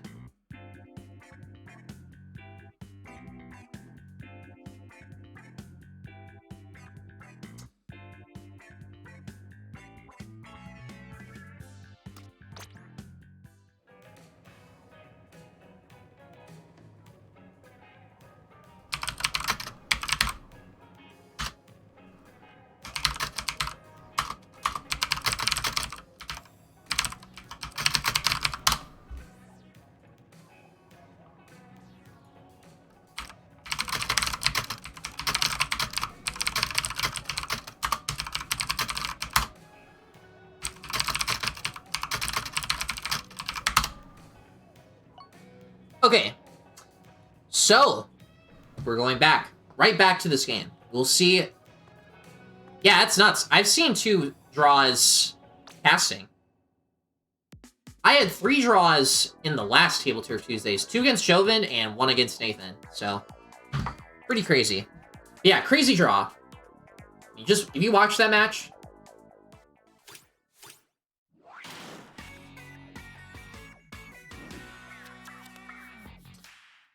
Okay, that is also a terrible hand. That is awful. So, okay, going for the redraw. And that, wow, okay, that is, I really hope the top deck is good, because this is equally as bad. Not a lot of pressure Unrefined just has to commit to one direction, basically.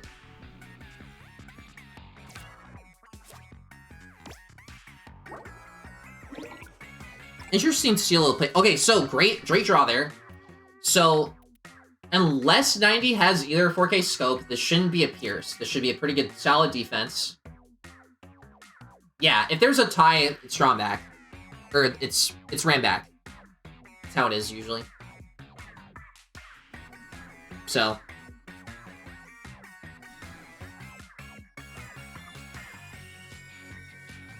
Ninety thinking really long and hard about this, which I can't blame him.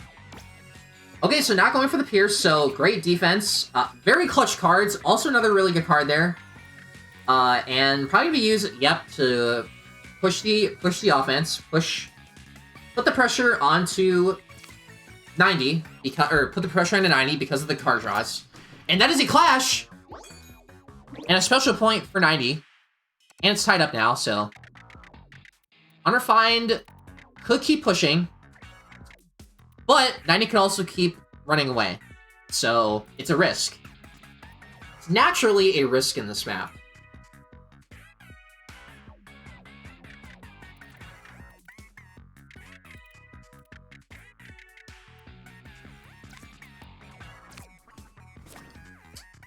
So, yep, this is exactly what I'm talking about. If they push your spawn, push into their spawn. It punishes aggressive players. Like, this is what I mean. And I've seen it in, like, a couple tournaments now. So glad to know my observations work. So, oh, okay, you know what? That's, I don't know if I agree with activating the special. Maybe, like, a little bit more up to, yeah, maybe a little more up, but yeah. So you could keep pushing, or you could risk the clash, which, wow, okay, 90 actually reading that. All about mind games. Unrefined has no special right now. Has to come up with something. Stamper could be playing on the top there, to get one. I can just see that. Octostamp in that corner. Or actually, no. That couldn't be possible because, like, yeah, because there's a block there at the bottom right, so my bad. I did not see that. And you could also play Stamper, like, on the right there. Yeah, you can play on the right as well. Couple spots. Stamper will be perfect for the right there. And, yeah, that's perfect, because that gives you one, and that kind of cuts off the special block from 90 as well. So, great play there, great play.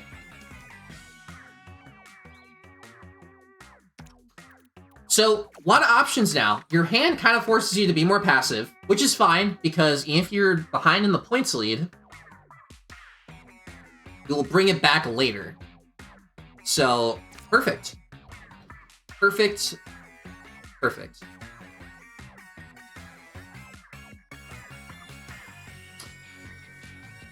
Yeah, a lot of options right now. I think this person is trying to go for the Stamper on the left of the Splat Roller into the Octostamp, which makes sense. That's a pretty good combo.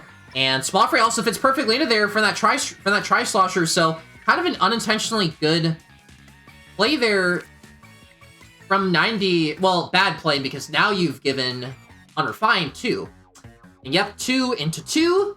Perfect. That is so satisfying to see. Coming out from both these players right now, and could special Small Fry. Oh, even better, well, no, Junior would... Oh, well, no. I mean, you could do a couple of things right now to get 2 special. You could do that. They want to give you that, though. I would personally special Small Fry, but we'll see what Unrefined does right now. Because right now, you want to maximize your special efficiency. You can also special on the left side of the block there. If you see right there, you get special. And wow, okay, actually giving 2, so that might not have been the best decision. And now, losing by 6. 90's either gonna be forced to pass or play another small. We'll see. This could be a pass or another small. I don't really know.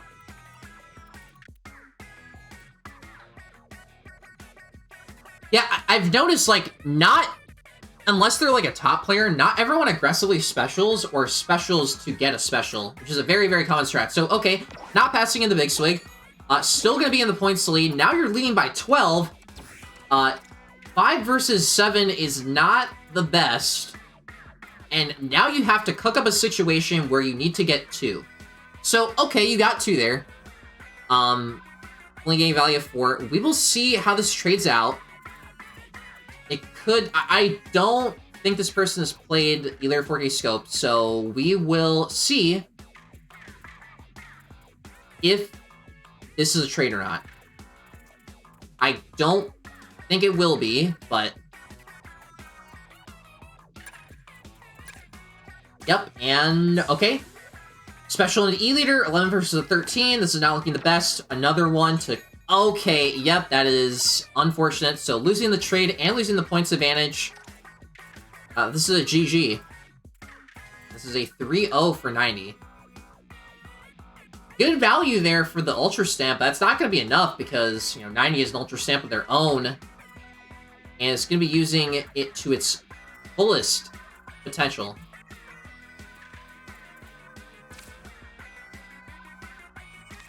I'm so glad my stream has not died yet. I'm really happy. And yeah, that is a 3-0 for 90. Insane draw, though, in this map. That was a crazy match. Anytime I watch a draw, most of the time, it's entertaining. It's pretty cool. So yeah, 3-0 for 90, and a little bit of a longer match because of that draw, but still cool regardless. And it looks like round 5 will be starting very soon, I believe. Yep, and... Yep, that is going to be going into round 5 now. Round 5 has yet to be made, and then we'll be going into the bracket. So... I'm gonna go to the bathroom really quickly, everyone, and I'll be right back. Enjoy the music.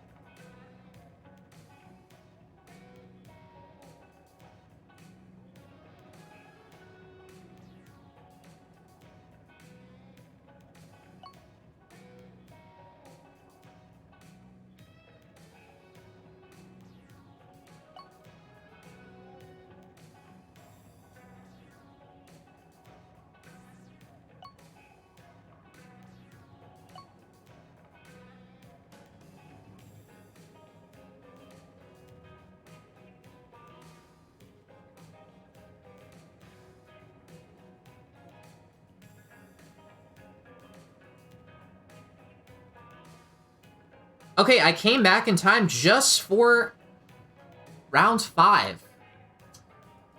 And there's only 4 sets, so... Xylix kind of bias was either Calliope versus Unrefined, Sippy versus Showers, or Joven versus 90. Honestly, I kind of want to watch Sippy. I haven't watched them yet, so let's do it. Let's do it. And it's the start of the match as well, which is great. I'm going to reset this. And Down versus Krakon, very fair leads, or very fair openings, rather. Yeah, for there's 12 turns in Table Turf, so yeah, wow, Naki, I never see that. It's a weird one. Shower's playing very passive, which is strange. Because I feel like we have a ton of space at the top. Maybe Showers is a bit scared being pierced, which would be kind of interesting. I've heard Fresh is a pretty good player, and okay, so Showers is now completely blocked off, and Sippy, or what's this player's name? Stellar? Yeah, Stellar has a lot more space to work with as well. Reading the trade. Showers also has the point advantage right now, so that's also really good. Yeah, I don't know how this is gonna play out. Yeah, at least we get a couple drops, you know. The last round will go faster as well. That's pretty nice. Pretty good. So, yeah, 3 special, already going into, you know, the middle game, or the start of mid-game. Yeah, I'm very excited to see how the bracket's gonna turn out. It'll be interesting. That's for sure. Great tri-string replacement. Don't think Mudmouth can be played. I don't think Mudmouth is played yet. Oh, also running Fry. That can also be played later on. If I had to guess, it's probably gonna be played later on as a last-ditch effort. Not a Splatoon reference, but...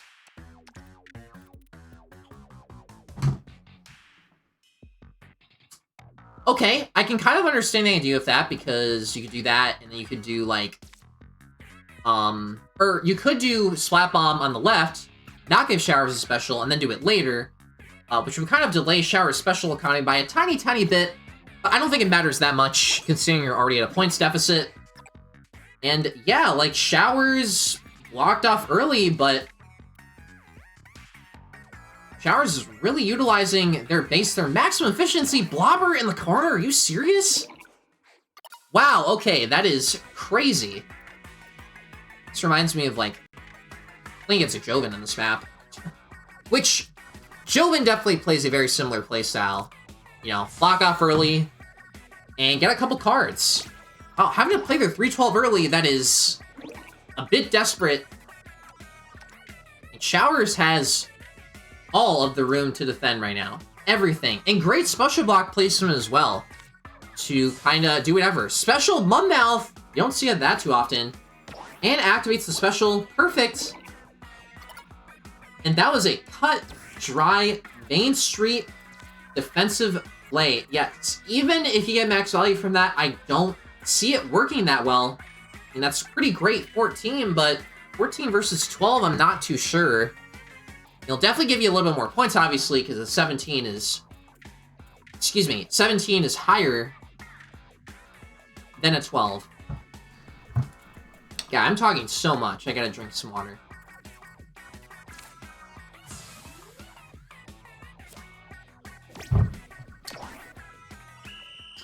Yeah, Stellar, completely underestimated. Stellar completely underestimated Shower's plan there. I don't think there's a lot of familiarity with that strategy. So, yeah, that was kind of insane. God, please just let me move this. Thank you.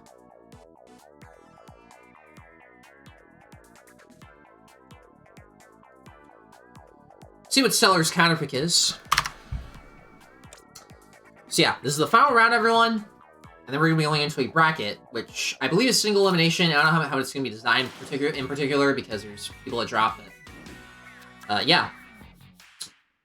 Okay, Lakefront counterpick. Don't know if you want to do that against Showers.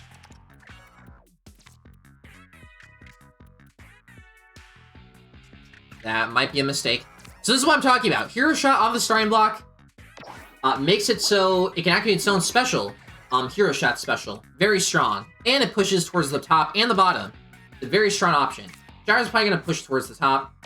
Actually, no. Okay, so I forget Showers isn't as aggressive as me. So yeah, Showers not going for that re, and going for the bottom, which is kind of smart. Because now you get kind of a bigger idea of what you want to do. So that Zinc Mini placement is pretty far back. Because the thing is, yep, if you would have placed it farther forward, would have gotten a Pierce, and maybe denied a special as well. I'm not too sure. But that was a very, very passive play. And that gives Showers a ton of space. Because you didn't... Because the thing is, I mean, a thin card like that, it most likely would have clashed with the Blobber. Would have been the better move. But, you know, you can only make so many decisions in a, like, 30-second time span, essentially, so... Can't harp on them too hard. Okay, so... Yeah, Showers already has 4. This is just looking great for Showers. Ica, if anyone doesn't know, is like a competitive Splatoon team who basically sponsored Showers as like a pseudo, I think, joke, but also just they want a Tableturf representative to represent their team, so on Twitter. That's why Ica is in front of Showers' name. Showers is still Showers, obviously. A small points advantage. Can't play Fry, can't play your 312. You only have two options, really. You know, you have Suction or a small... Suction or a small. 1 point advantage. Showers is going to take full advantage of this, knowing, you know, Fresh is going to play something desperate. And Showers is probably going to play something really big to win the trade and, you know, put Sippy more on the run. Yep, exactly. That is exactly what Showers is doing. And, yeah, still a 4-point deficit. Octostamp would be really good right now, but I don't know if this player runs Octostamp. I don't think they do.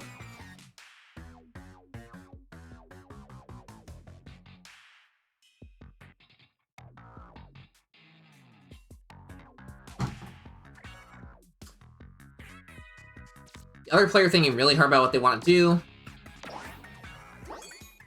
Yeah, I gotta represent. Exactly. Yeah, so when you're in this situation against Showers, it's not looking the best. Like, you want Showers to pass. And in this situation, I mean, Showers already kind of got the combos, you know, they want. So it's kind of... It's almost GG at this point. I mean, maybe Fresh could bring it back. Because I've seen this so many times, and Showers consistently wins these unless, you know, they get terrible luck or something like that. And yeah, 85 to 77, 6 to 4, and a small. The curve is not the most balanced right now, because you kind of burned out with all the big cards, and now you can't really do anything defensively in these last two turns. Unfortunately. Time and time again, I always see these types of situations. And yeah, sometimes, you know, it does come down to luck. This is a luck-dependent game. But there's also a lot of decision-making as well. And yes, so unfortunate. 20 difference. Unless Shower passes, this is a GG. It's the only way. Or there's a misclick. That's the only way I could see Stellar winning this. But pretty good Fry placement. I mean, 12 out of a 17 is not horrible, I have to say. Yep, exact same situation as last game, and Showers will take the second game. Up 2-0. So yeah, even with that Fry, was able to even out that lead, or even with the Fry, able to level out the lead a little bit, but up 2-0. A lot of momentum. And yeah, and Stellar, I believe, just hit level 30 today, so of course that's why Box Seeds isn't unlocked. Congrats to them. Card Shark is a great emote, of course.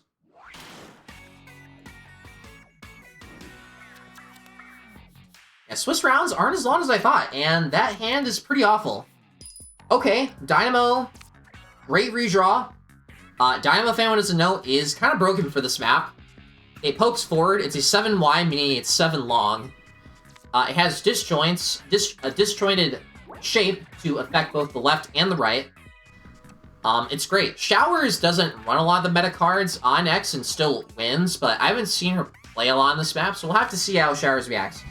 So, okay, kind of a fair trade. Trying to defend the right. But winning the trade. Very good trade. And taking up a lot of that space on the right. Might want to flip the special block up, just so you can have an opportunity to push in your... Yep, okay, so that's a little bit better.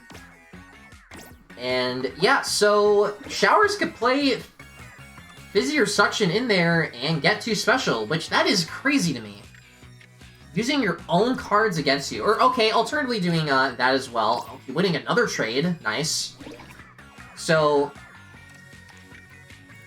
yeah, I mean, even though Showers making good decisions right now, like... it's Or excuse me. Okay, so Crack On bringing that back. So I think it's also the biggest deck in... The biggest card in Shower's deck is that card. And she played Mudmouth, so it's like... You know... You can only play so many big cards in the endgame now, so that's kind of good. You won't have to suffer against it. 4 versus a 10. Shower's running out of space. Pretty hardcore. Only can play so much. Probably has to interrupt this combo. I would interrupt the combo. Okay, you could also do that. So, wow, perfect placement for the Viper there as well. Gets 2.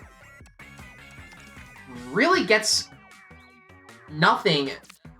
I mean, really placing her cards in a specific way to get the maximum value. Ballpoint at the top. Healing Showers is kind of boxed in. Really thinking about every turn and utilizing it to its maximum potential. Really strangling those chances right now away from Fresh. Even though Fresh has more space, Showers is playing smarter. And wow, almost another 2. That is insane. And I would aggressively special could work. Because I could see plenty of opportunities for an aggressive special. Top right. The middle, maybe. A lot. Stamper? Okay, I've seen a couple players run Stamper. I don't know why you would run that over Wiper. That's a little bit confusing to me, but, you know, I'll let them cook. We'll let this person cook. And yep, even a 10-point deficit, you have to be in a 1 to 3 point deficit against Showers to really win. In these types of endgame trades. No, definitely not. Showers is here to win. I think it's like, it's getting pretty late for Showers in Britain. Or, you know, the UK lands. And, yeah, Showers is very dedicated. Yep, Tri-Stringer. Into that. That is a horrible trade. And Fresh is going to lose this again. I thought he had the space advantage. But I guess not. Showers just got those positions really from nothing. And the Inaki will not be enough against a 22 deficit. That is truly unfortunate.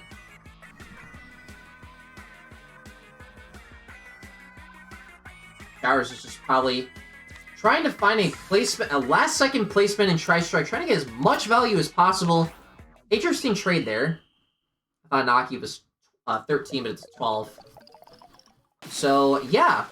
Almost 100. So, yeah, even though Fresh got a Dynamo opening, they lost. Which, you know, you can get a Dynamo opening, but you can still lose if you play poorly. It's all about your decision-making, really. So, yeah, fantastic play from Showers there. And from Fresh. In some instances. Yeah, I mean, the more you watch Showers, the more you learn about the game. Really. That's how I view it.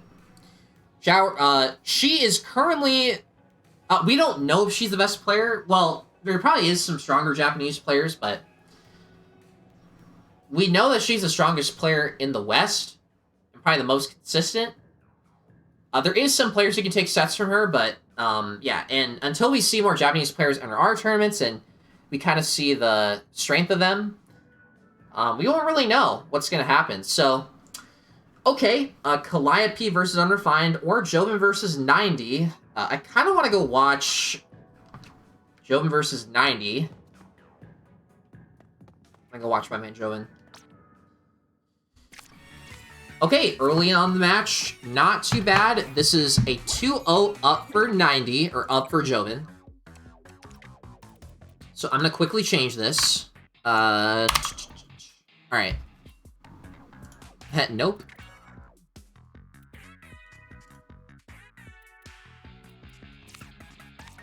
Joven is yellow, so I have to change my change my stuff here. Wait, what am I doing? Okay. I had it just right the first time. Just gotta change it.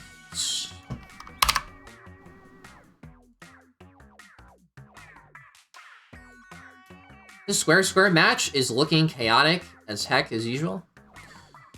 No, I don't want to disable my capture card. I would destroy the stream. Yeah, Joven is also, I believe, from the Netherlands.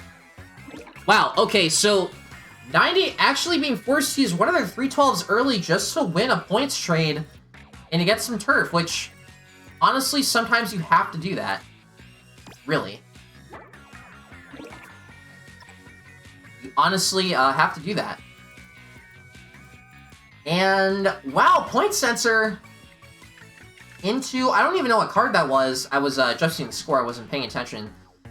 Perfect spot for point sensor there. I think Joven is one of the few players who runs a checkerboard style deck, particularly on this map. I believe his opinion is he thinks that it has unexplored potential in this map, which I could kind of see it a little bit.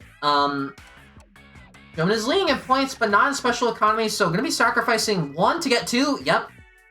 1 to get 2.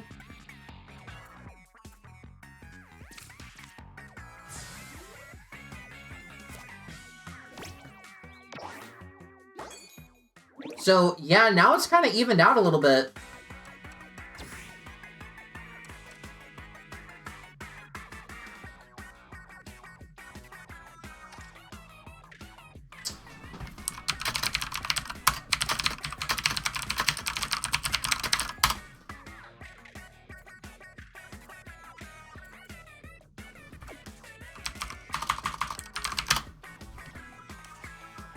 Okay, so going to game here.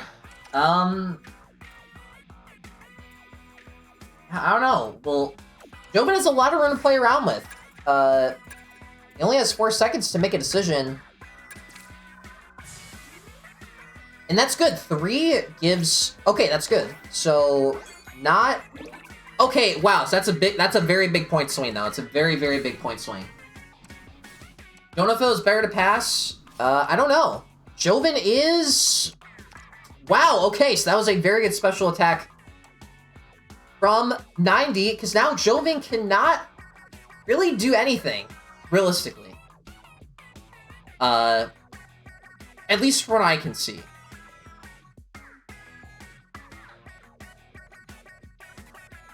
I don't even know what I would do in Joven's situation.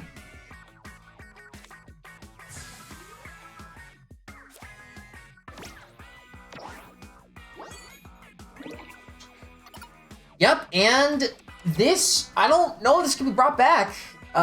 Joven, did Joven use their 312 early? I guess so. Kind of interesting. Yep, and, okay, they both used their 312s early? That's, wow, that is nuts. Did not expect that. That's a rare turn where you don't see either player use a 312, because they both burned it early. That's kind of crazy, and yeah, 90 taking that match. Swinging that around in a huge way. Absolutely huge way. So crazy. And that will be the end of Swiss rounds. And now we're going to be going to bracket. I think everyone's just going to go to bracket, to my understanding. Let's look at the rankings. Did not finish. These players dropped. It's going to be Joven in first. Joven did not lose. Joven didn't lose a set, which is crazy. Showers lost to Joven, I assume. Fresh did pretty okay. 90 and Calliope pretty, or no, Stellar, 90 and Calliope pretty tied up. And then Xylix and Refined, kind of towards the bottom. So yeah, I think almost everyone made it to top cut, I believe. So, it's awesome. Oh, cool. One of them hit level 30. Sick. So yeah, I guess we're just going to wait until the bracket gets made, and then we will decide a match to cast.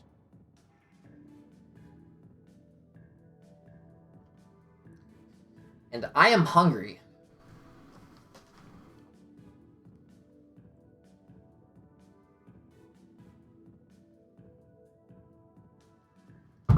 So yeah, Joven doing very good in this tournament, as well as the last tournament. They both did very well. Or, Joven did very well in the last tournament, and potentially in this tournament as well.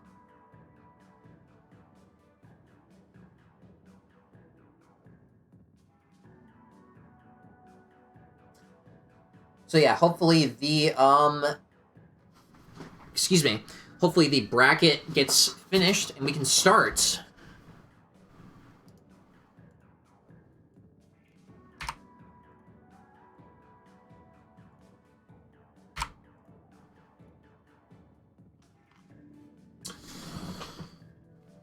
Yeah, I think making a bracket takes a tiny bit, so it's probably gonna be quiet for a little bit while it's made. So I'm just gonna go move around.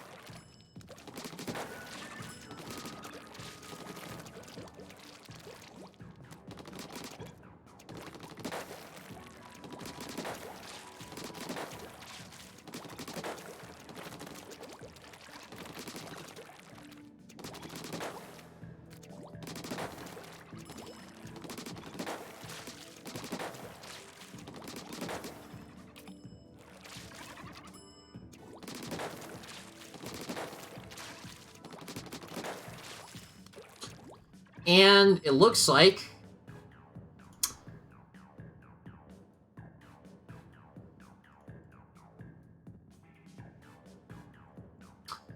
alright, so it looks like the bracket's made. Looks like the bracket's gonna be live really soon. I don't see it yet. Yeah, I don't see it at all. Oh, looks like they're playing. I don't see it. Am I dumb? I don't see the bracket, like, at all. Interesting.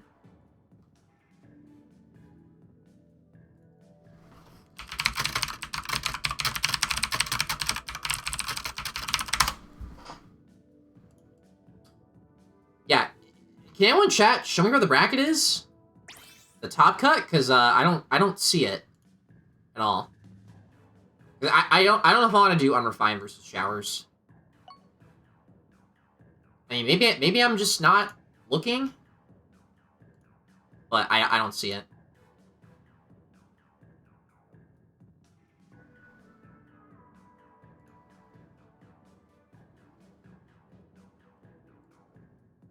Okay, there we go. Did not appear for me instantly. So, okay. Joven got a bye, so Joven's gonna be sitting in that round.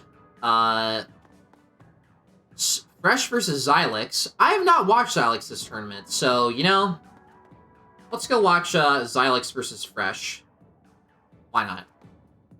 Watch, like, pretty much everyone else except Xylix, so let's go give them a watch. Just gotta wait for them to join, and yeah.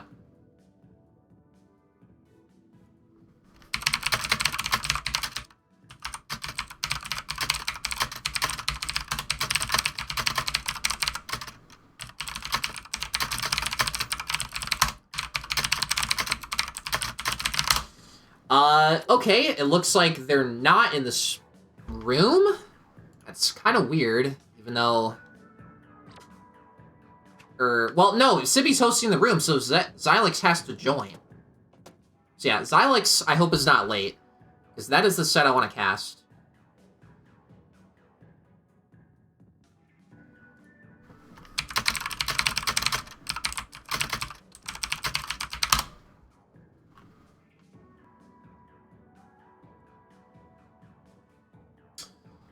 Yeah, that is strange. I hate mentioning this person.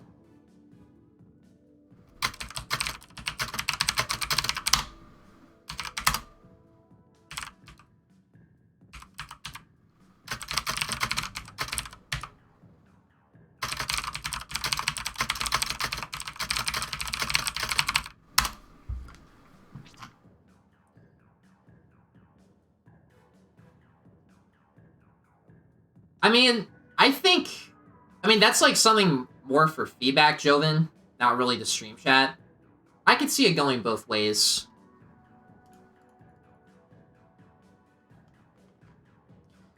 Yeah, if you have a suggestion, put it in feedback. It's probably just gonna get lost in here. But yeah, like, Nintendo has pretty awful servers, and it's peer-to-peer, so it's even worse. Alright, anyway, I'm gonna watch Xylix. I've not watched this person this entire tournament. Yeah, I mean, I think it, like, depends on the format, and also it depends on what stage of the tournament you're at. Because if it's, like, top 8, maybe everyone could be in the same room, but otherwise it's, like, everyone can host their own rooms. The commentators hopping between rooms is also not very ideal, so... It's a very multifaceted issue. It's not just do X.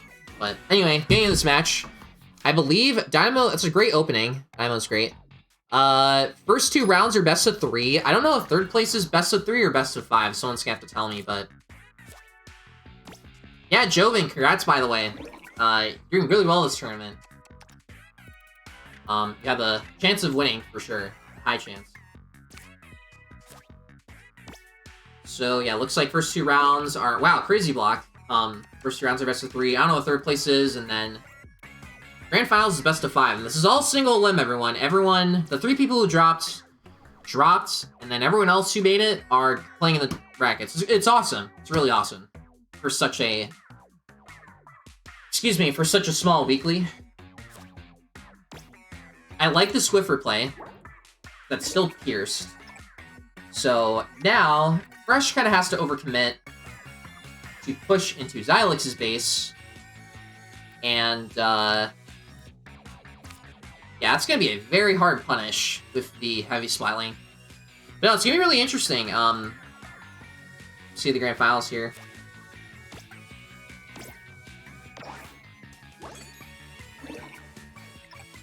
Yeah, I guess one question I can ask you during the downtime, Joven, is, have you learned anything new playing against these players? Have you tried out, like, a new deck or something, or what? Interesting read. Great read. Well, I don't know if that was a read. I think that was just more so playing, like, Splat Roller in that spot. And yep, now Fresh is kind of... Or, not Fresh. Stellar is kind of locked in. Good push of the Zinc, but, again, has to overcommit. A Steal will be perfect for Stellar. But I don't think it's going to happen.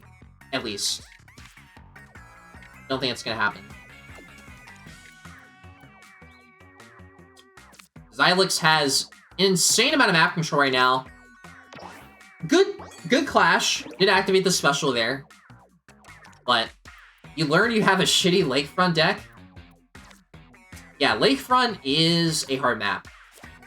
So, yeah, pretty awesome. Hello, Glitched Cactus 1. I'm not the usual streamer for Double Trouble, so I don't know who you are, but thank you for the raid. Appreciate it. We're streaming well. We're into the bracket phase of Tableturf Tuesdays number 4. I am solo casting and streaming this, and no one else, so... I couldn't find anyone else either, so... Yeah, thank you for the raid. We're streaming well.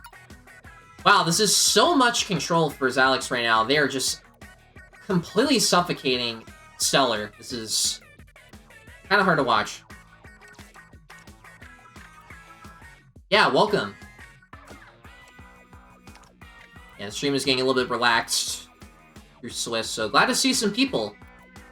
Yeah, Double Treble hosts Tableturf tournaments, a weekly American-friendly time zone focused event. On Tuesdays at 7 p.m. Eastern. If you want to join the Discord. Someone can link it. I don't want to link it right now unless I have to, but yeah, join the Discord. And they also have a bunch of other different special events. This Hydra has so much room to work with. It's 10 out of a 13 value, so I'm expecting a ton of value. Not even Tri-Strike can save you, buddy. But yeah, 1-0 in the set goes to Xylix. And I did not switch around the scores. I'm not very smart. I'm not very aware. Are you kidding me? Come on. Alright, go up.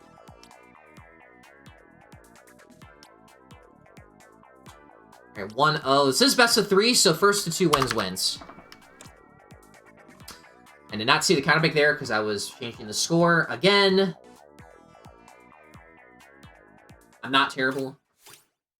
Yeah, a lot of Tableturf tournaments popping up recently. It's really awesome. Cam on Stellar. I mean, I could do that, but I was spectating Stellar a decent bit in one of the sets, so I want to give Xylix a chance. But yeah, I mean, I don't really know if I should switch between perspectives or just stick on the same player. I don't really know. There's a lot of different things I could do. The way to cast Tableturf hasn't really been figured out yet. Great push of Fry. That's a lot of space, but it also leaves your spawn open. So that's the thing. Aggressive players get punished in this map. Yeah, they specialize in like non-traditional like PvP tournaments, and they run a pretty casual weekly. It's a lot of the rule sets are still being developed and stuff like that, but yeah, it's pretty laid back. Great push of the E-Leader. I don't know about... Okay, that wasn't too bad of a clash. Still got most of that value, so... Well, that's the thing. I don't have another capture card, so I don't think it's possible. Unless I have another person with another capture card, like, streaming the tournament. That'd be too complicated. But, the idea nonetheless. So, okay, halfway through the game. This is very close in the points. But, yeah, if none of you have seen a Tableturf tournament before, competitive Tableturf is so awesome. And, again, so many events are sprouting up. If you want to play in tournaments, just look up Tableturf on, on Battlefy. There's a couple events happening right now, and also Duel On, hosted by Dapple Productions. They're doing a weekly event on Sunday. That's kind of like another major of ours, like a major, basically.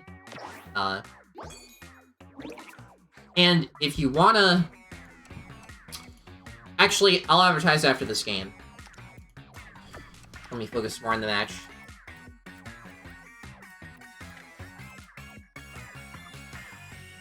You're eating lunch? What time zone are you? Amazing combo there with Slap Bomb. I thought that was going to get 3, but...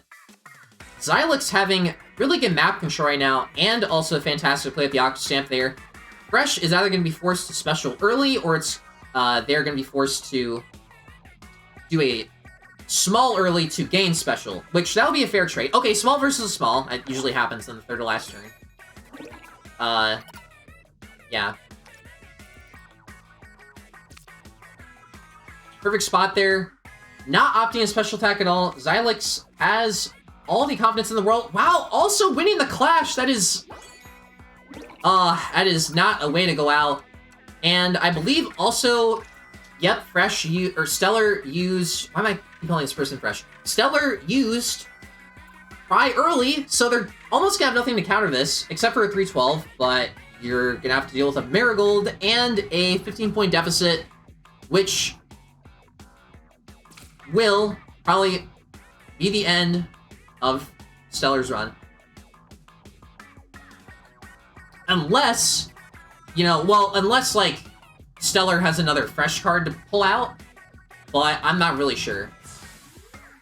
Yeah, yeah, I don't know every event that happens on Sunday, but, yeah, I don't really play competitive Splatoon. I used to, but I haven't played it since 2019. So yeah, 20-point difference and 100 points in Lakefront. That is amazing. Well played both players, and Xylex is going to win that 2-0.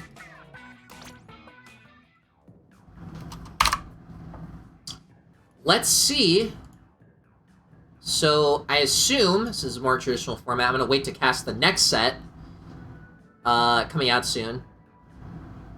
I liked... Yeah, I mean, Showers isn't impossible to beat. I've almost beaten Showers. I just made, like, a bad decision on, like, the last game. Showers has been beaten by Joven. Another player... Joven, DBL, Pinon... almost Pika, but... Yeah, I mean... I think at the top level, you can be close necessarily to Showers, but it's all about the decision-making and stuff like that, and how well you know your deck and the curve of your deck, which the curve is basically the balance of your small cards versus the medium versus the high cards, the big cards, so you don't brick in a hand. Looks like 90 versus Calliope is still going on, and we're probably just gonna wait. Okay, and that match is actually just starting, so honestly, I'm gonna go watch that match. Why not? It's just starting, so perfect timing.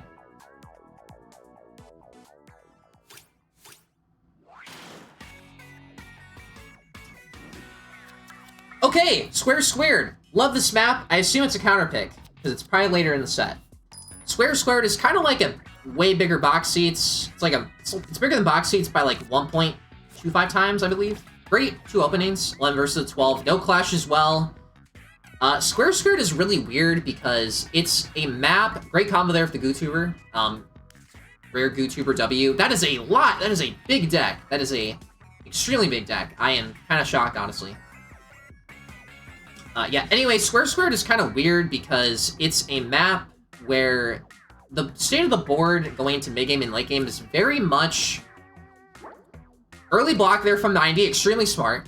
The state of the board in mid-game and late game is very different every game. So you have to kind of play it. You have to kind of play the match differently every single time. Yeah, if you're gonna play an early Eddie, probably flip it to the special block towards the opponent's spawn to get some pressure. Unless you're gonna set up for a combo later. But yeah. Wow, early 312 and eating that. Nullifying a lot of that value from Gnarly Eddie, and this is still fine because Calliope has options to push from the left and the right, or it's more so the top left and the bottom right, but yeah, we'll I don't know what Calliope will do. I thought that was a Stamper for some reason, but no, I just gotta look at the card art there. Completely different things.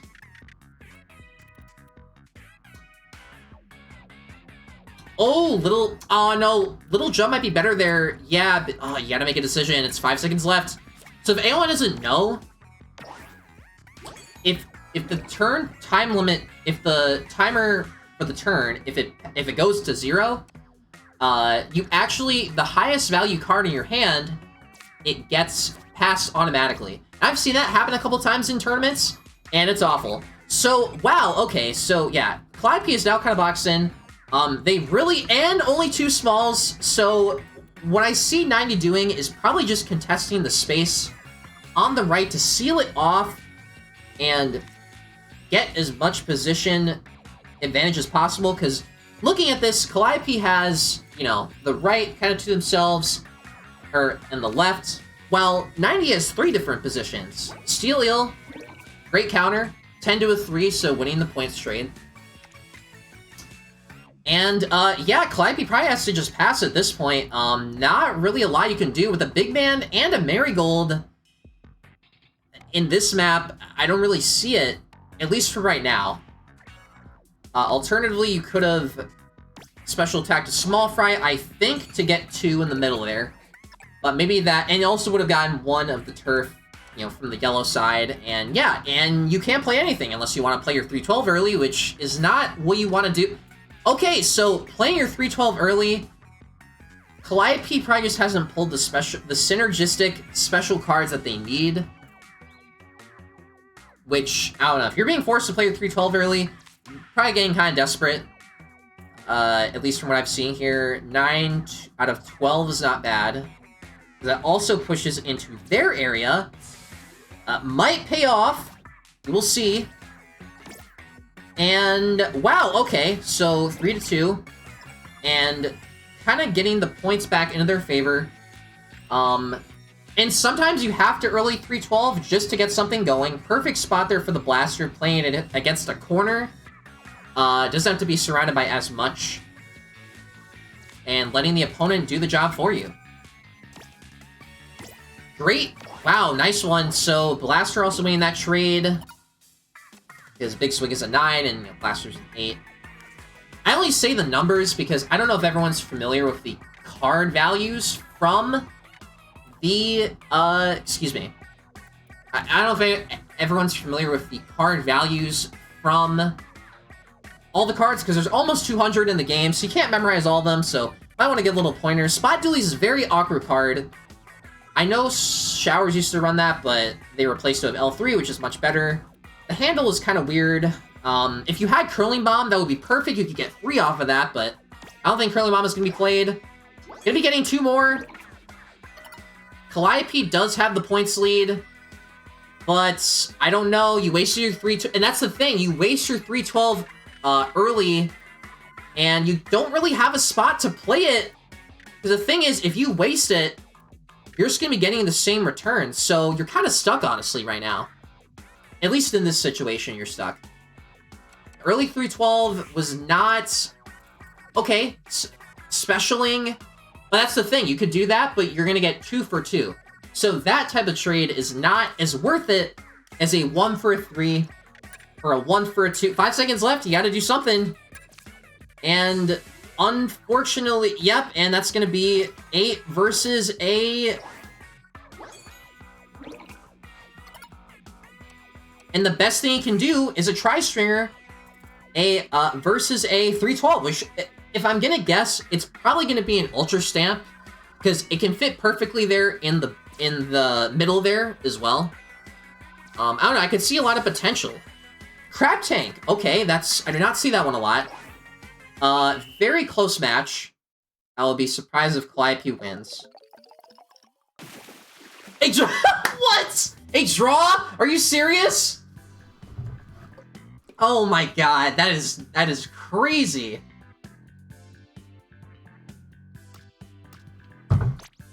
Absolutely crazy. So, if a draw happens, everyone, the same map is played, and the same decks are used. On this map, a draw is absolutely wild. I don't know if I've seen that in like a while, or ever. That is crazy.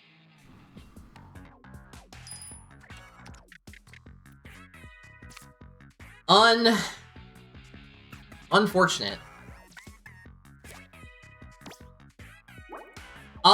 Crab Tank isn't that strong of a special. It's pretty unpopular, I would say. Only a couple of people use it as a solo 312. Most likely, it's used as a secondary 312 over a solo, because it's kind of weak. But yeah, that was nuts. A draw, so many draws this tournament. I've seen like 4 now? Or 3? Especially in a map like Square Square, where it's so unpredictable. It's unbelievable. Really, it's unbelievable. So yeah, kind of a similar situation. And the thing is, I thought Calliope was going to lose that because Calliope was in a losing situation. So the Tri-Stringer in 11 versus a Crab Tank at 12 was the perfect trade there, even with a 2-point deficit, to draw. Really awesome there. I always loved it. If I get to draw against a really good player, I'm proud of myself, even if I lose the set. You know, that is always great. But yeah, Crab Tank and Splash are not very meta in Table Turf. They're solid, but they're not broken. There's a couple of other cards that are, like, broken, obviously. Interesting Flash. Not the... Well, okay, it's not bad for both players, because both players have equal options to... Yeah, because right now, top and the bottom of the map are kind of evened out right now. Either player could use it to start farming special as soon as possible. Of course. I also don't think I'll cast the third place match, unless they want me to cast it. I don't know if every tournament player is watching the stream. I definitely know Showers doesn't watch... Well, she watches tournament streams sometimes. Just most of the time, she just focuses. And 3 seconds left. The pressure is on. Oh yeah, you could put Small Fry there too to get another one. So not the worst situation. Nice! Yeah, very aggressive play there with the oversized Octopod. I don't see that card a lot either, just because it's a rare card. But yeah, welcome everyone to the stream. This is round 1 of the single elimination bracket, or the top cut in Tableturf Tuesdays number 4. I thought the set was gonna end, but a draw happened. I don't know what the score is right now, because either player hasn't marked a score, so I don't know who's winning. But, yeah. I think this might be the final match, so I assume it's gonna be 1-1. Great wiper placement there. The other factor to consider is that because of that wiper placement, they're gonna have a perfect area, because that is so much unmarked turf for Calliope to play a 312 or to play something else. Very, very smart wiper placement there to get 1 special point, and also to place your special point to attack from later, which is a concept not everyone, I think, understands. It's kind of a higher level concept, but... Okay, I like the cards here. Little Judd could be placed in, yeah, that area probably, and could also special Small Fry to get 2.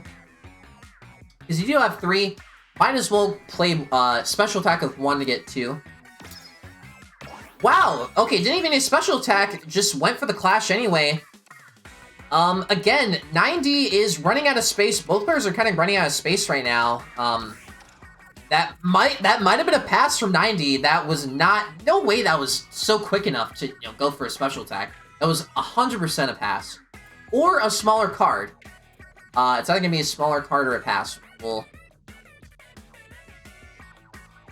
What will it be? What will it be? 10 seconds to decide. I don't know. Little Judd Supremacy, exactly. Little Judd is way too good, guys. Way too good card. Okay, so both going for smalls. 90's in the lead by 13. All bigs in your hand. This is not looking good. You're gonna run out of gas really fast in this type of playstyle, because now you've bricked your hand and you can't play anything. Unless you're going for a 312, which... No, I think Calliope does have a 312, it's just she hasn't fully yet. So, yeah.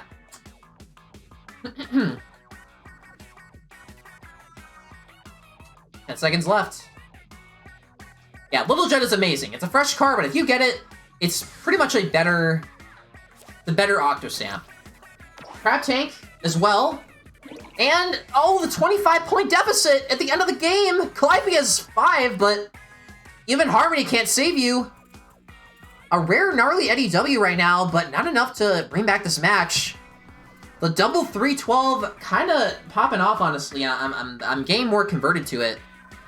The more matches that I watch from specific players, and... Oh, no. Going to play Marigold instead, much better position. And because of that wiper placement, yeah, it's a much better spot to special from to play Marigold. It's that thing that I mentioned earlier in the match. 5 seconds left, again to make a decision. I don't know what's gonna happen. And 0 seconds left. On the clock, that is way too close. I don't know why you wait until 0 seconds, but I think it might be the set win for 90. I think. I don't know the set, everyone, so no idea. But wow, very kind of an awkward game to watch. It was hard to watch because of the amount of cards in Calliope's hand that she can play, but I think that is the end of Calliope's tournament run. I'm not too sure. We'll see.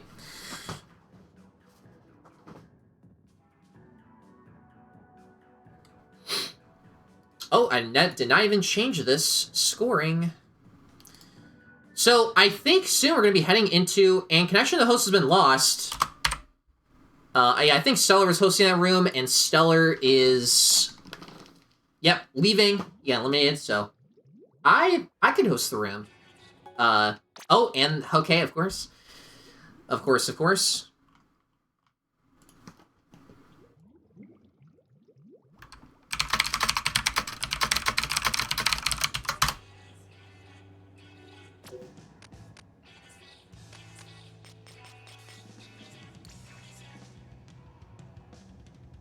Alright, I'm gonna host the room.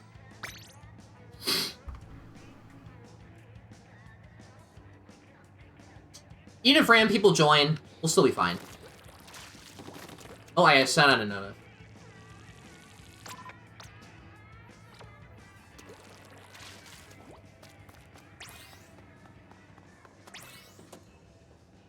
Little Judd supremacy.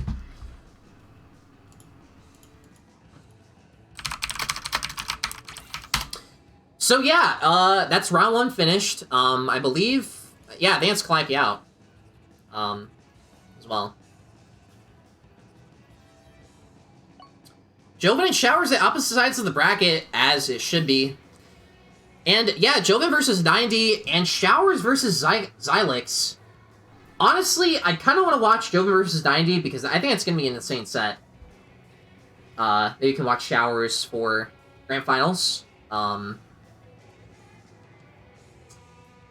Just gonna wait for 90 to come up. I don't know what 90's doing. I think they're AFK.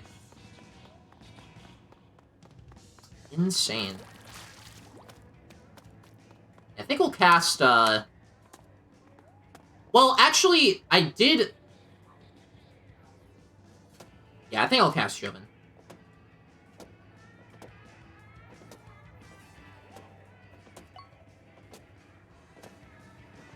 Yeah, I think this is going to be an insane set, honestly. So, yeah. Round 2 of the single elimination bracket, guys. There's going to be a 3rd place match and grand finals after this. Good luck to both players. Good luck to everyone in this top 4. It's going to be pretty insane. So, okay, Main Street first match. I'm kind of interested to see if Joven has changed his strategy since I've fought him. Maybe.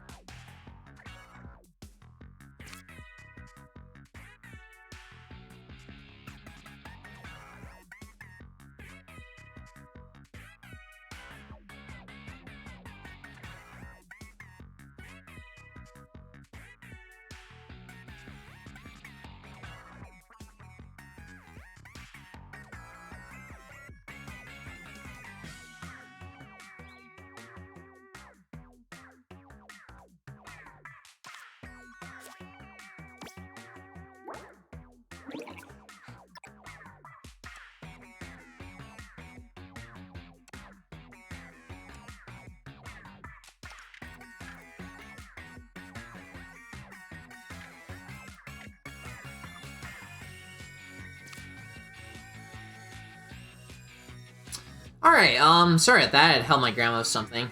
And her cat's got in my room. So I don't think I missed that much. Looks pretty tied. Looks pretty balanced. I think Joven might be running a different deck. I don't see a Captain or Octavia unless he hasn't pulled them. We'll see about that.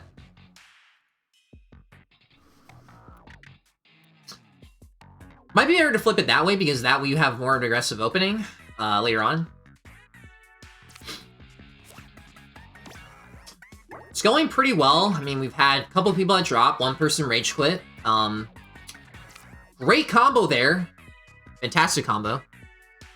I've been solo casting and streaming the tournament pretty much, and it's been going pretty okay. And Calliope got eliminated by 90 pretty handily. There's like a lot of draws this tournament, like 3 to 4 I've seen. Overall, pretty insane event so far.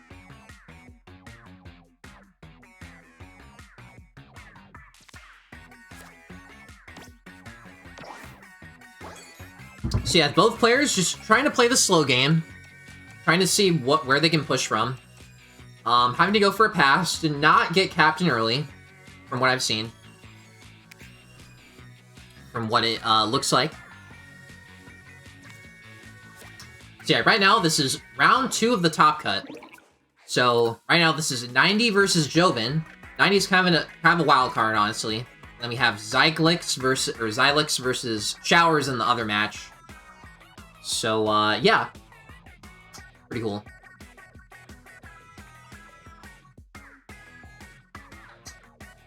Man, Power Clam can fit in there too? Dude! Power Clam W. Power Clam is so underrated. It's pretty much an alternative to, like, 2 of the rain cards.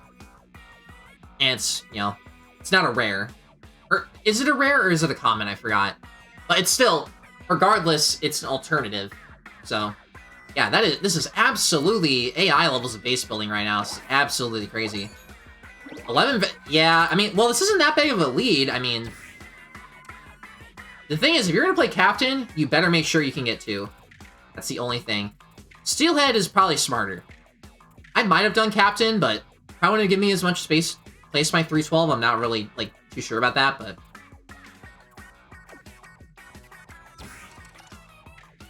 So, okay, going for a piercing option instead. Being very sure right now to have at least 3 special for the last turn. I've seen Grub Darling made that mistake, and that's pretty much like one of the big reasons why he lost against Zero in that one tournament, Dulon 3. It was pretty sad to watch. Wow! Spot Charger! What? Spot Charger, I mean, still, even with that, that's like that's insane value. Crazy read. Knowing you're gonna push there and just tanking most of that, essentially. It's crazy. Okay, so China Missiles versus Ultra Stamp, I think? Probably. Great value from the China Missiles there. I think that's most of it done. Or, okay, Crab Tank. Crab Tank. Gotta remember. Got to remember. Still a crazy mainstream match. Even if that was a win for Joven, that was insane in the membrane.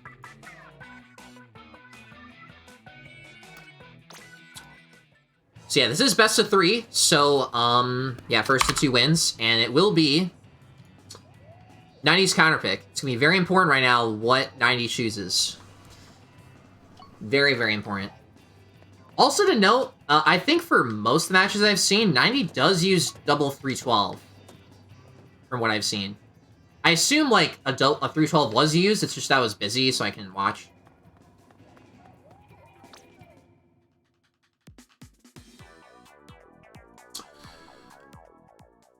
Squared! Okay. Yeah, well, 90 did beat Calliope in this map, so it's probably why the confidence is high. You know, choose it. Not the best hand there.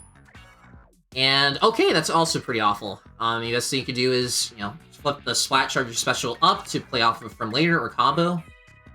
And just hope for the best. Okay, and we might be seeing a rare checkerboard deck user.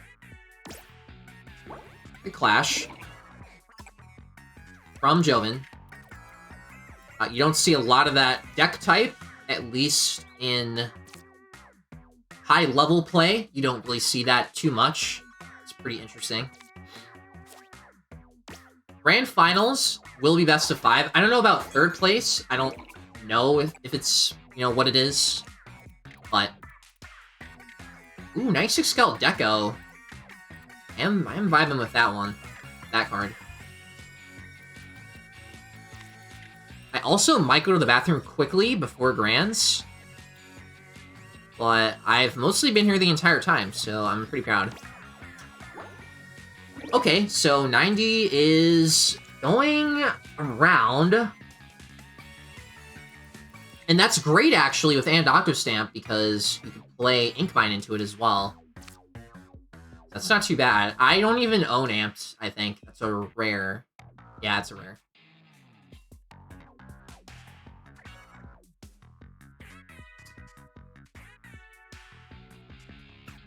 So yeah, I could see... I think... No! Okay, actually doing the opposite of what I was thinking. So, kind of doing the unexpected.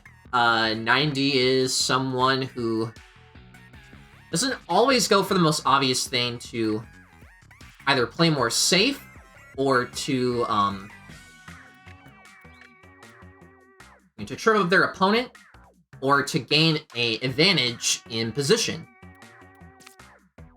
Bloblobber there is great when it's played against the wall. Bloblobber is a fantastic 3x5 card. Another one is Ballpoint, which Showers runs both Ballpoint and Bloblobber. They're both very solid cards for their purposes. Can Merch be played? No. Okay, so...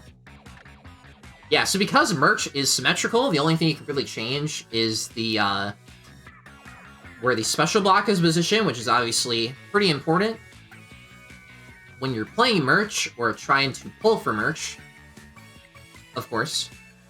Oh, Point Sensor would be perfect there.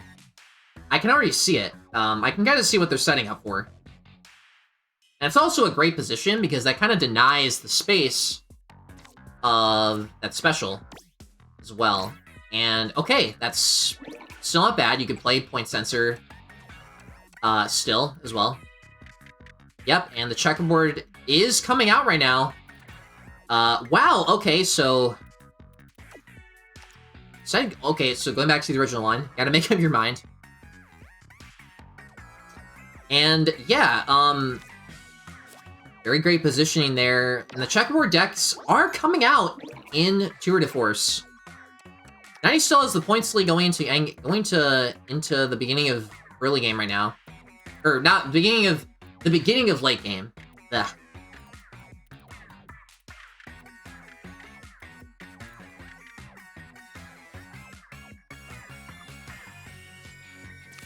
Could risk a clash there. Okay, not bad. Got a 4-point advantage there, so it's going a little bit... I don't expect 90 to be that aggressive, just because it's... You know, you can only do so much. Where do you place this Sprinkler? Point Sensor would be so good right now. It would be perfect. Just draw it. Like, you can do this. I believe. Yeah, honestly, I'd be in the same position as you. I'm like, how the heck do you even position this, really? Oh, that's smart. Put Tentec against the corner with Merch's shape or there. You can do it in a lot of different spots. Wow, E-Leader fits at the bottom there because it's too wide. Yep, and it's very long. Only card's potentially better than Steel Eel in that situation. Squid Beacon? Oh, where can you fit that? Okay, that's very good. That's actually gonna be pretty good because it's gonna be a 9, probably versus a small coming out from 90. Because now 90 can really only play smalls until the last 2 turns.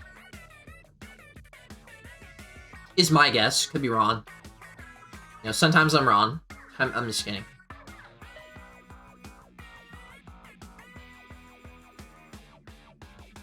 Now you're thinking long and hard about this one. Yep, small. Another special. Be getting a bit of the point lead back. 7-point deficit. Could... I don't know. Yep, don't really have a double 312. You have that brand card in your deck as well. I don't know what card that was. I couldn't really catch it, but... yeah, the defensive options are not that strong.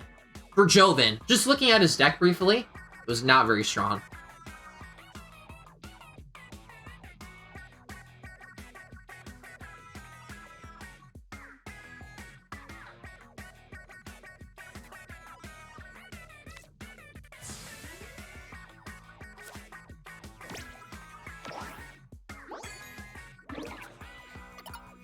So yeah, just like that, it's kind of decided at the end of the game. Oh, the victor. What is that, Scallop? Oh, Scallop. Okay, I didn't know what card that was. I don't know a lot of the brand cards, because I don't have a lot of them, so... I actually learned what a lot of them were recently. 14 is not bad as the endgame special, but I don't think it's enough. Yep, Crab Tank or Ultra Stamp. Okay, so Ultra Stamp or Crab Tank, this player likes to favor. Got to remember that. And 1-1 for the set. Next, the loser of this will fight for third, and the winner of this will go to Grands to fight the winner of Xylix versus Showers. Is that set finished yet? Possibly? I'm not sure. I am not so sure. Yeah, 1-1! Xylix took a game off of Showers. Interesting. So, Showers could be back in the third. That would be absolutely absurd. Xylix, also kind of a wild card this tournament, honestly. So I'm gonna... my eyes are on that set. And nice, Thunder Point to kind of cap it off. Very neutral stage. Great openings from Joven. Captain, Zinc, Flipper Flopper, and Squeezer all can push into that spawn area. Super fantastic. And, yep, gotta play Captain first turn. Otherwise, you probably will have an opportunity to play it later. Is what I'm guessing is the case. Flipper Flopper. Here's a little known fact for all of you. Flipper Flopper is kind of a smaller Shiver 2, or the new Shiver card that got released. They actually have a very similar shape, except the snout and the special block is placed differently. Great read there as well. The very smallest of Pierces. And having to use Captain early to defend this onslaught. So, yeah, kind of wild. Joven has one opportunity to push into that spawn area, from what I'm seeing right now, at least. Forge is also another solid brand card. That's of the staircase variety. If I was Joven, I would place the special block in a way where you can special attack from it later. Oh, that's perfect! Yeah, because then you could pierce into his base from that. So, yeah. Joven having similar game sense. And yeah, 90 not going for that, and instead just trying to build for base, which makes sense. But now Joven has a perfect opportunity to special attack from him towards the end of the game, so we're going to see how that works out for mid-game, that phase of the game. Oh, and excellent. Excellent. Slotting in there with 96 Gal.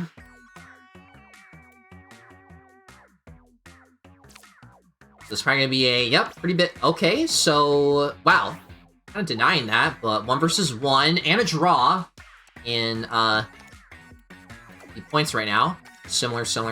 And you play, oh yeah, I forgot you can play Zinc off of Captain. I keep forgetting that. And that's a perfect position as well.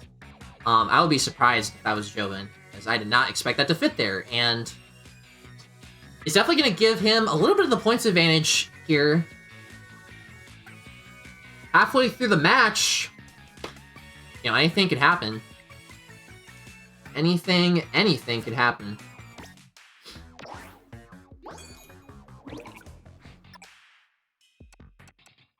And now Joven is exactly going for a 1-for-1 trade to, going for a well, I don't think you could really do a 1-for-1 trade just based on the position of the special block, but yeah, specialing early to push into, 90's base. And that's why sometimes you place cards down early to play off of them later. It's another concept, kind of a higher level concept.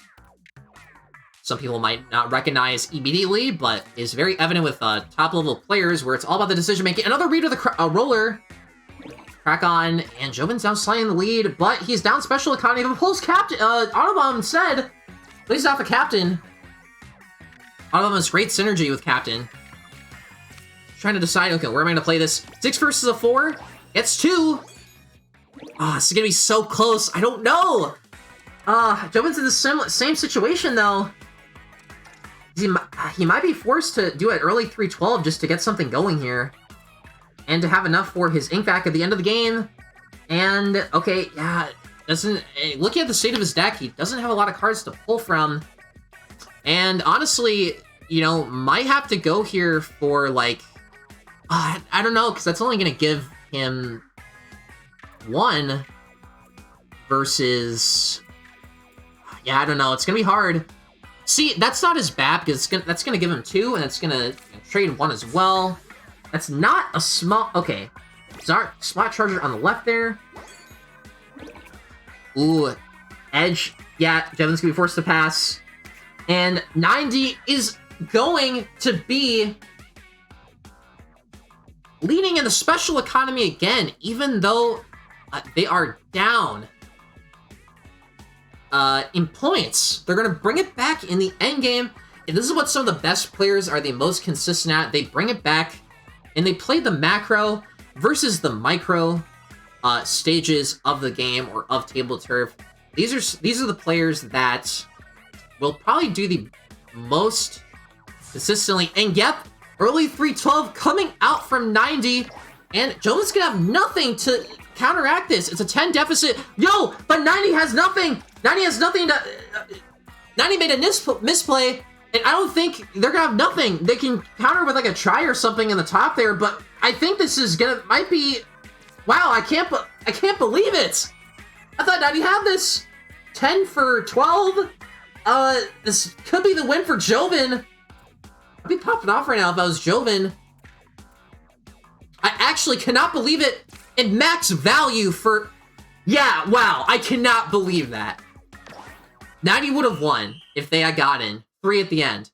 But that's what happens. You need 3, or else Joven is going to take the set 2-1 in the most insane reverse comeback I've seen in quite some time.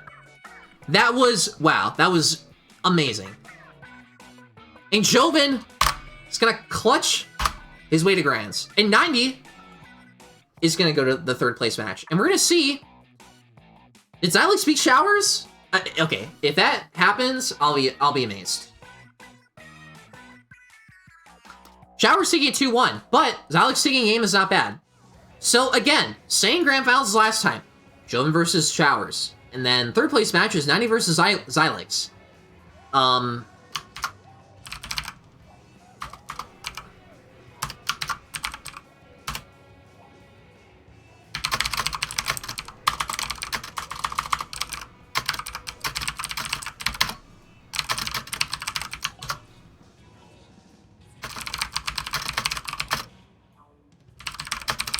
I made a mistake.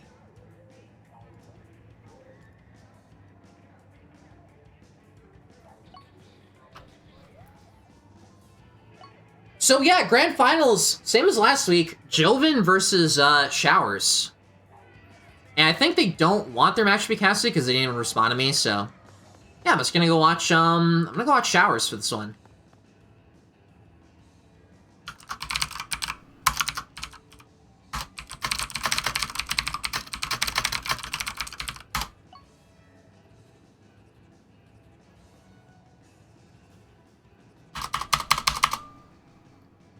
Kinda. Okay, well, I was planning to go to the bathroom, but, You know, my bladder can wait. I'm just gonna delete those. Hey, Peon, good to see you. All right, so grand finals, best of 5. Joven versus Showers. Again, repeated last week. And this is a pretty solid opening hand from... Okay, going for a redraw. I might have gone for a redraw as well. There's been some crazy draws this event. So yeah, grand finals, get hyped, spread the word.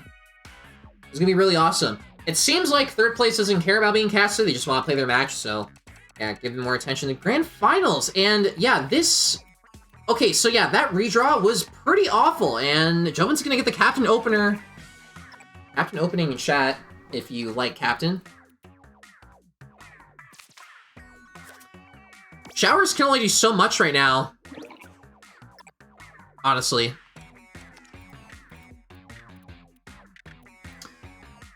Okay, you know what? I'm gonna wait to go to the bathroom. This set deserves to be commentated. Yeah, it's all about the reads. It's like Pokemon. I went... Wow, stealing the special of a Mudmouth? Oh my god. That is the hardcore... That is the hardest of reads. That is Shower's essential combo, one of her essential combos, destroyed. And you lost the clash, so it's even worse. So, yeah, now Joven has a lot of room to push, and Showers doesn't have a lot of, you know, blocks to push off from. Yeah, that was a pretty awful redraw. Like, it was kind of a risk redrawing because that opening hand could have pushed easily for Showers. So, wow, already a 15-point lead in the first 4 turns. This is uncalled for. Yeah, I keep forgetting that I'm on a stream delay to prevent cheating, and yeah, people are going to react to stuff a little bit later than I am. M parry! Oh! Oh my god, Showers is getting high rolled right now. And that redraw? Ugh. That was disgusting. So, yeah, I mean... I don't see a lot of options for Showers, at least in this. Maybe Showers can bring it back. Definitely needs to play something on the left here to push in. At least in the Joven's base. Showers isn't looking very good right now. Oh, I did not switch these around, because I'm not paying attention.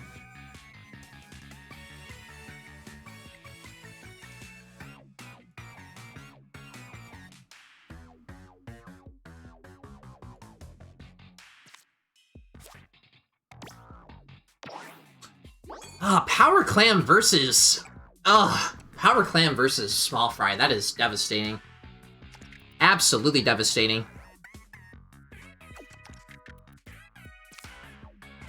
Okay, smart replacement with the, yeah, just Joven used the Mudmouth spot to get his own special. What? That is disgusting. Absolutely disgusting.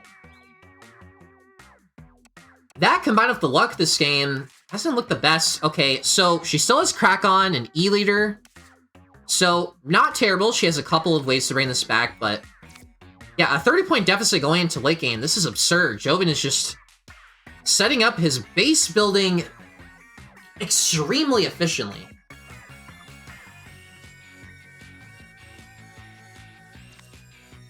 Yeah, I'm going to read on both players. Good luck to both players, of course.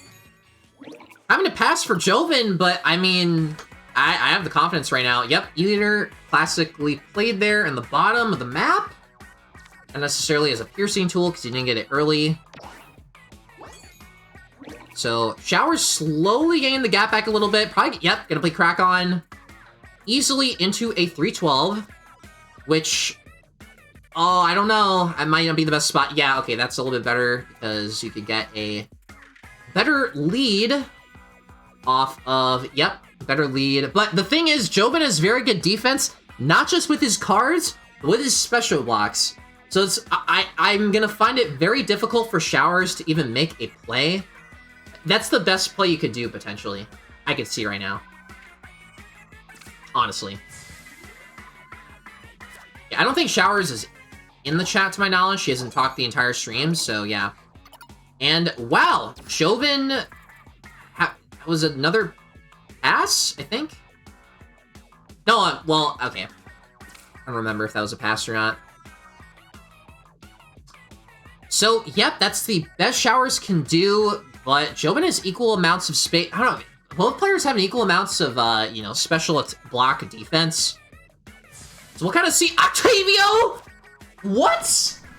Oh, you didn't have to do her like that, dude. What? The Octavio last turn play? The Exodia! Exodia! Oh my god. I mean, he was forced to play it, but like, wow, the Octavio, one of the few 17-point cards in the game,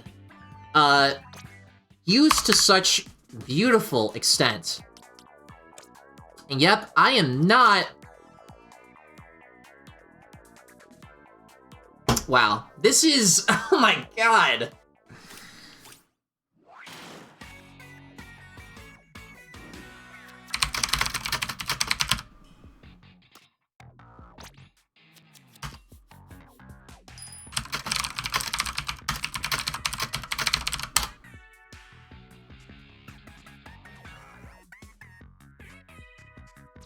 Oh my god.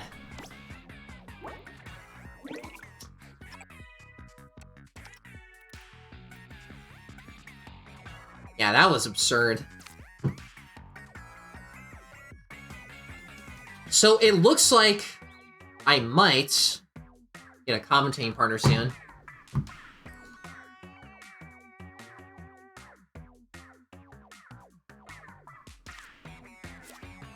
Yeah, so I am going to... I think I'm going to go to the bathroom, and then I'm going to have Potato commentates. We'll see how that goes.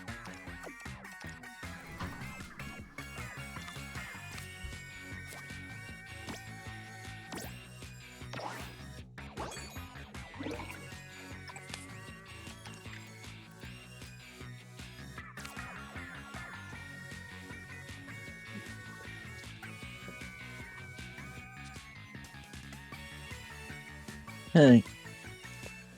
Heads up, you're muted right now.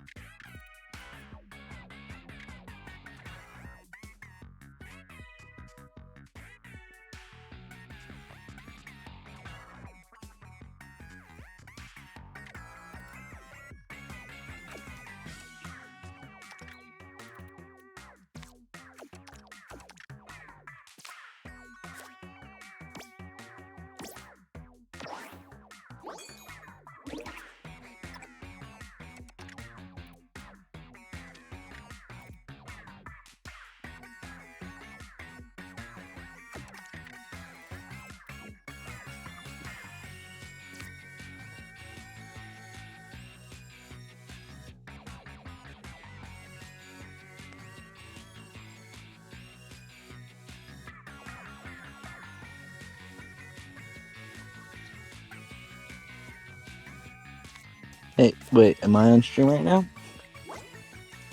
Oh, stream delays long, so I can't tell.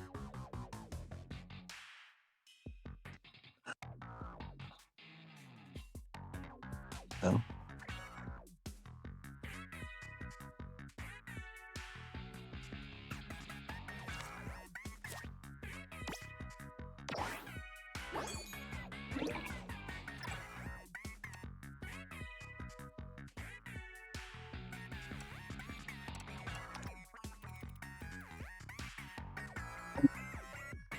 Oh, hey.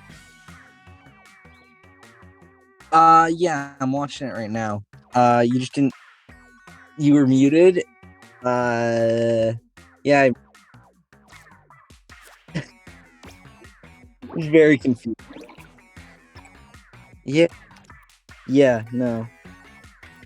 Anyways, this game's Shower's doing really well this game, which kind of expect on Lakefront.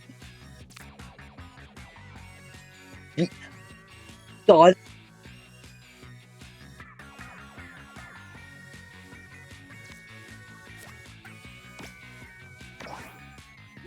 Oh.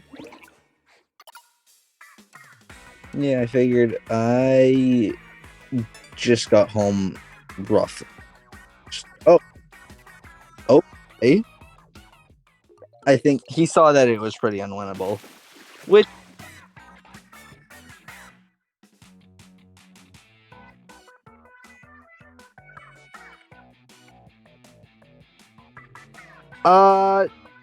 yeah. I think I've seen Oh, I was muted that entire time, not on OBS.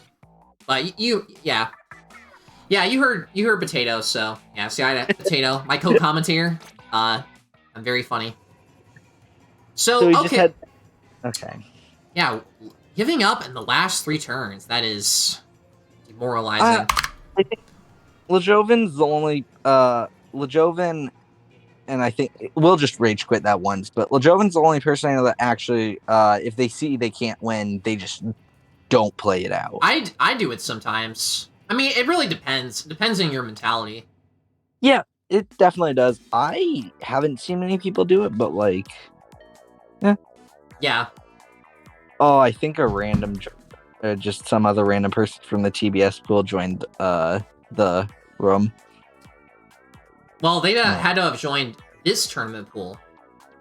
So I think I joined through Shower because I'm friends with Shower. Yes. Yeah.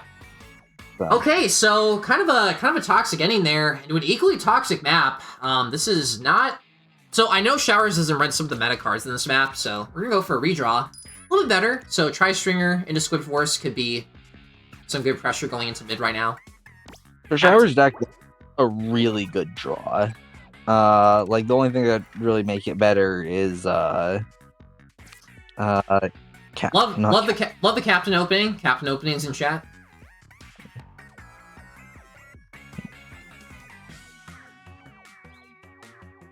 So, yeah.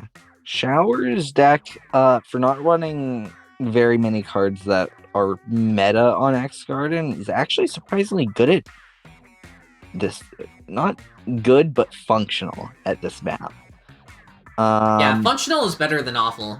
Because, I mean, I don't think all these cards... Some of these cards definitely have some counterplay to that type of deck building. Yeah.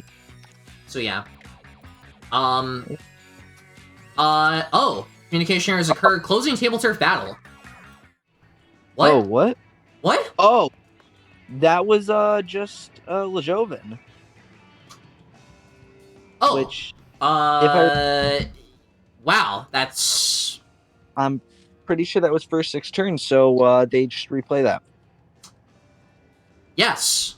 For sure. For sure. Yeah. That is, wow. I did not expect Joven to DC there, but we're gonna get right back into it in a little bit. Joven's just gotta rejoin. I keep forgetting chat Slade. Stream with a delay. Yeah, I noticed as I was watching a little bit, it's... I have a 30-second delay. That's to prevent cheating. That's probably a good thing. Yep. Yeah, so we'll wait for Joven to come back. Yeah, like we said, the rules kind of state, like, if the disconnect occurs before turn 6, you get a replay.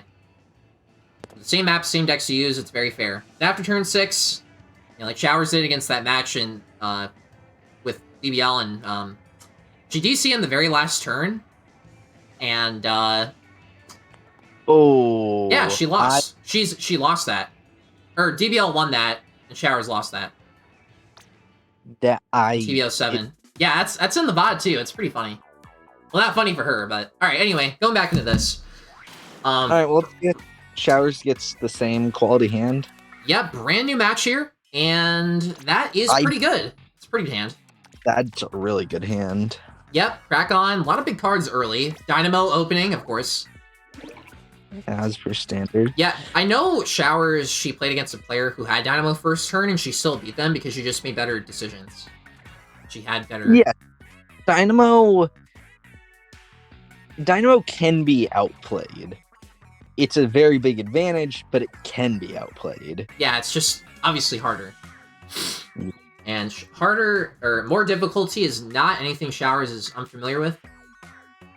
Yeah. As we've seen in these matches. Ooh.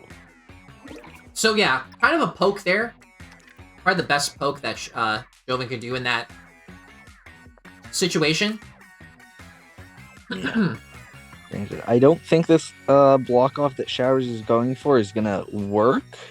Yeah, so Joven is either going to try to take more control on the right or go for the left. I think it's going to be the latter. Joven's probably going to go for a Pierce.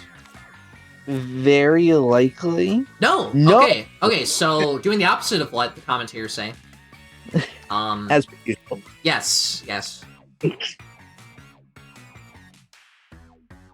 So, yeah, again, this is best of 5. So, first of 3 wins. Will win the set, the single elimination, so... Dynamo opening? Yeah, that's not a pod champ, unfortunately. Okay, so winning points trade there by 1, so evening out a little bit. And Mumouth, it's pretty what? Yeah, where would you place Mumouth? I'm not sure. I would definitely say down in that bottom corner, because not too much else fits down there. That's true. It's true. But it's finally drawn that nice L3 combo. Or. Also great Hydra. It's gonna give Joven a little bit of advantage with no special. I saw him play undercover, so I'm confused. Does he run? No, he doesn't run checkerboard in this map. I think he just runs a couple of checkerboard cards in general. Nice little Judd play.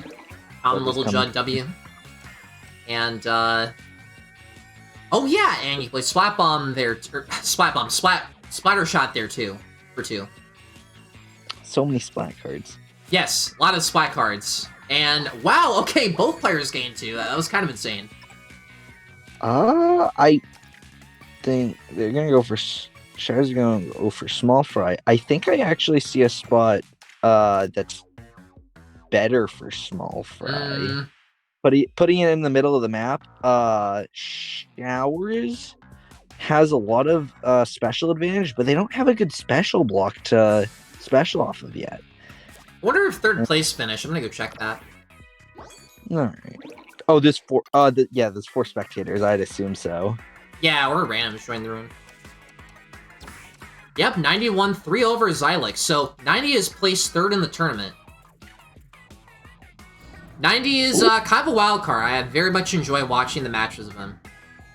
Yeah, seriously. Yeah, it was very...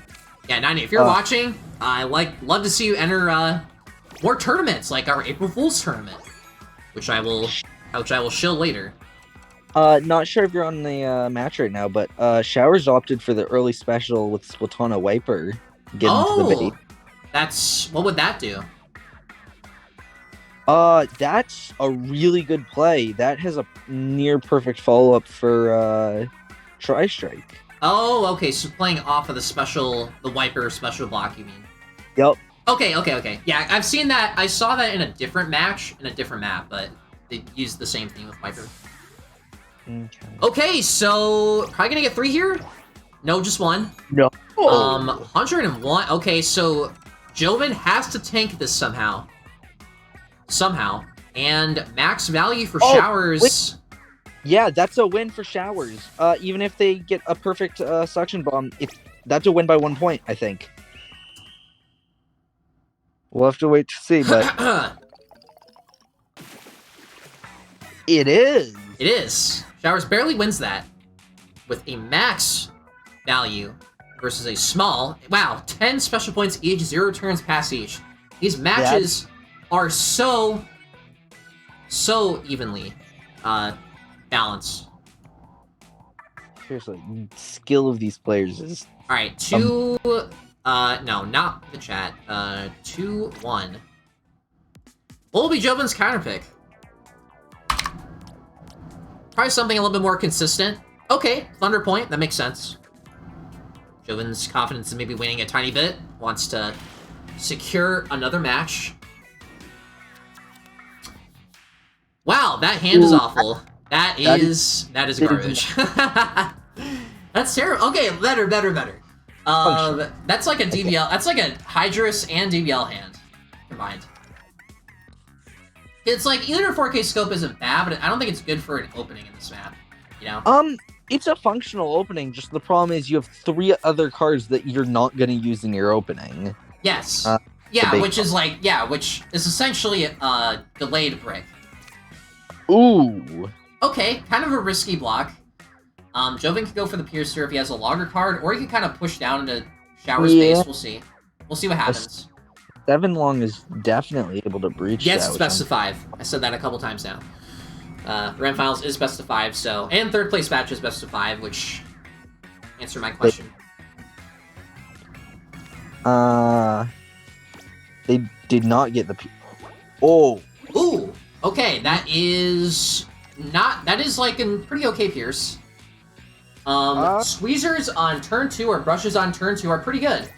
Wow! No! Yeah. That didn't bump the Pierce, though! Oh! The leg of the Octa Trooper or whatever. Just barely poking through there, and Showers is desperately trying to defend this, and Joven might push the full advantage stay here. Showers having no confidence to push in. She wants to protect her base. Wow! Oh! Activating the Flopper is special, though! That's pretty good. That's going to be a very valuable special block late game. Yes, for sure. Oh, yes, for sure. Yeah. Special block positioning has a variety of uses. Not just, you know, for activating special, but defensively, where you're going to attack from it. It's a lot of different factors. So, okay, my mouth and suction pulled pretty early, so probably going to commit to that since you're in the lead. So, yeah, I'm almost tempted to say going in the bottom half is better, but I'm not sure. Showers is definitely better with their deck than I am.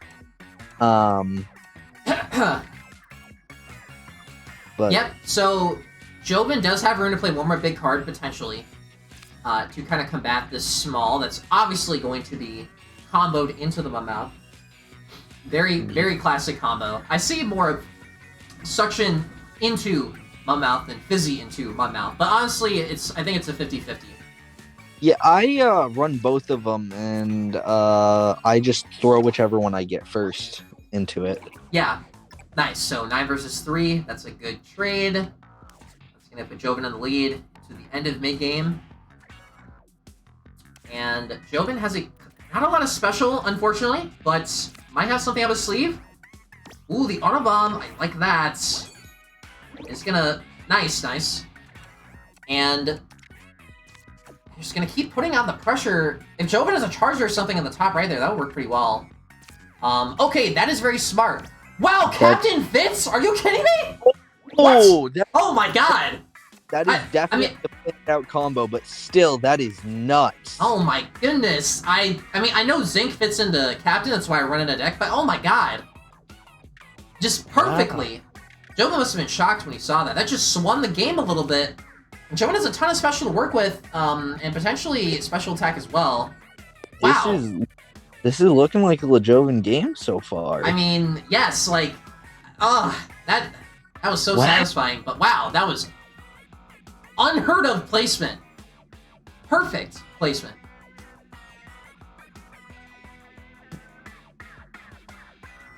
Absolutely disgusting. 0 seconds left. Goes for the pass. That's a smart pass, though, because now you have 2 turns to play a 4 into a 3, probably. Showers does not have room to play this. Oh. Yes. I don't know. Might have to play. Yeah, probably might play something a little bit more sneaky. Having to pass your ink back is unfortunate. I think that was. Did you run out of time there? Might have played out. Yeah, I don't know. Actually, that was the ink vac. Yeah, it was the ink vac, and he only runs 1-3-12. So unless he has something else, unless he has Octavio to rain down terror, I don't know. That like he had an amazing placement there, but I don't know. I think he ran out of time. I think that was it. I think he ran out of time, and that's like that's a nice trade from Joven. Joven has to defend this. Also, I'm not. Oh no! Can't place it. You can't place it. Showers misplayed. Yeah. Well, okay. Oh, okay. You place it there, but okay. I was gonna say like that would have been awful. Still, okay. Two max value positions for Showers. I don't expect a clash. I expect Joven to push in. Yeah, Joven doesn't run double 312, so it's gonna be really close. He has to have something in his hand, which is good enough. Wait, 4 seconds. If Joven has gets a perfect 8 special, which he doesn't, that would have been a. I think that's okay. So yeah, unless something wow happened, that is a win for Showers. Joven lost. I don't know how that happened. He ran out of time and lost his 312. That is so wild. That was so swinging both ways constantly. I legitimately thought Joven was gonna win that, but just fell under the pressure. I don't know. That was crazy. That captain play was so crazy. Yeah, that was those were insane games by both of them. Wow, that was unheard. Yeah, so 3-1, same as last week actually, but man, that could have easily gone to a game 5. Like, that's the thing though, you have to manage the time well in faster formats like this, or else you're gonna lose. Like Joven just did here. And yeah, there was a 3-0 for the 3rd place match, and that's it. That is it for the tournament. I'm gonna exit. Yeah. That was absurd. Joven must feel awful right now. I can't even imagine. And yeah, it looks like they're playing another match, but it seems like it's just for fun. Because, oh! Joven left. Okay.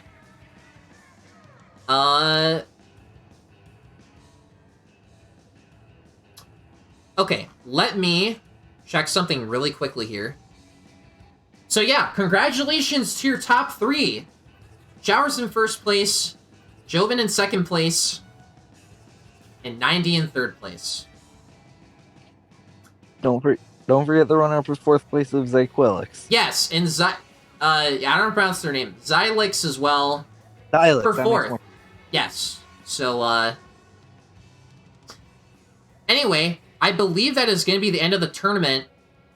I don't think the players are down to do an interview. I know it's pretty late for Joven and Showers. Well, not as late as the last one, but yeah. Potato, do you want to shout out anything in particular since you came here? I just joined here to help commentate Grands. I mean, yes. Anybody watching this stream, if you are interested in Table Turf, go learn to play it competitively. It's such a fun game. That's all I need to shout out. Yep, and I'm going to follow up with that. If any of you want to learn how to play Table Turf, join the Table Turf Battle server. We're almost at 1,400 members. And get the event player role if you want to participate in our tournaments. We are holding an April Fool's tournament with a fun little twist on the 1st of April, obviously. And we alternate between Baby Jelly Cup, which is essentially our version of Low Ink, and TBO, which is a bit more open. We're making some exciting changes to our rule set very soon, both to our map pool and to our to our map pool and our formats. So yeah, join. Actually, I want to see right now. So yeah, we're almost at 1,400 members. So yeah, go tell your friends about it. And yeah, like Potato says, Table Turf Battle Competitive is so fun to play in tournaments and just playing against high-level players in general. It's really fun when both players know what they're doing. But yeah, I play Table Turf. Yes, I think it's gonna be me signing off. The VOD for this will hopefully go on YouTube. At least I hope it will, because the last couple tournaments haven't had streams due to the staff having like personal lives and not being able to come over. But yeah, thanks Dr. Potato for helping me cast Grands, and thank you to the chat for watching the stream. I don't have the permissions to raid someone, just you know, I just have the permissions stream. I don't have the permissions for anything else. So I don't know if there's going to be a raid, but yeah, if there's not, thank you everyone so much for watching, and we'll see you next week. I don't know if I'll be casting, probably not, but yeah. Take care. I'll hopefully participate in that one. Yeah. Have a great night, everyone. Yeah. Take care. Bye.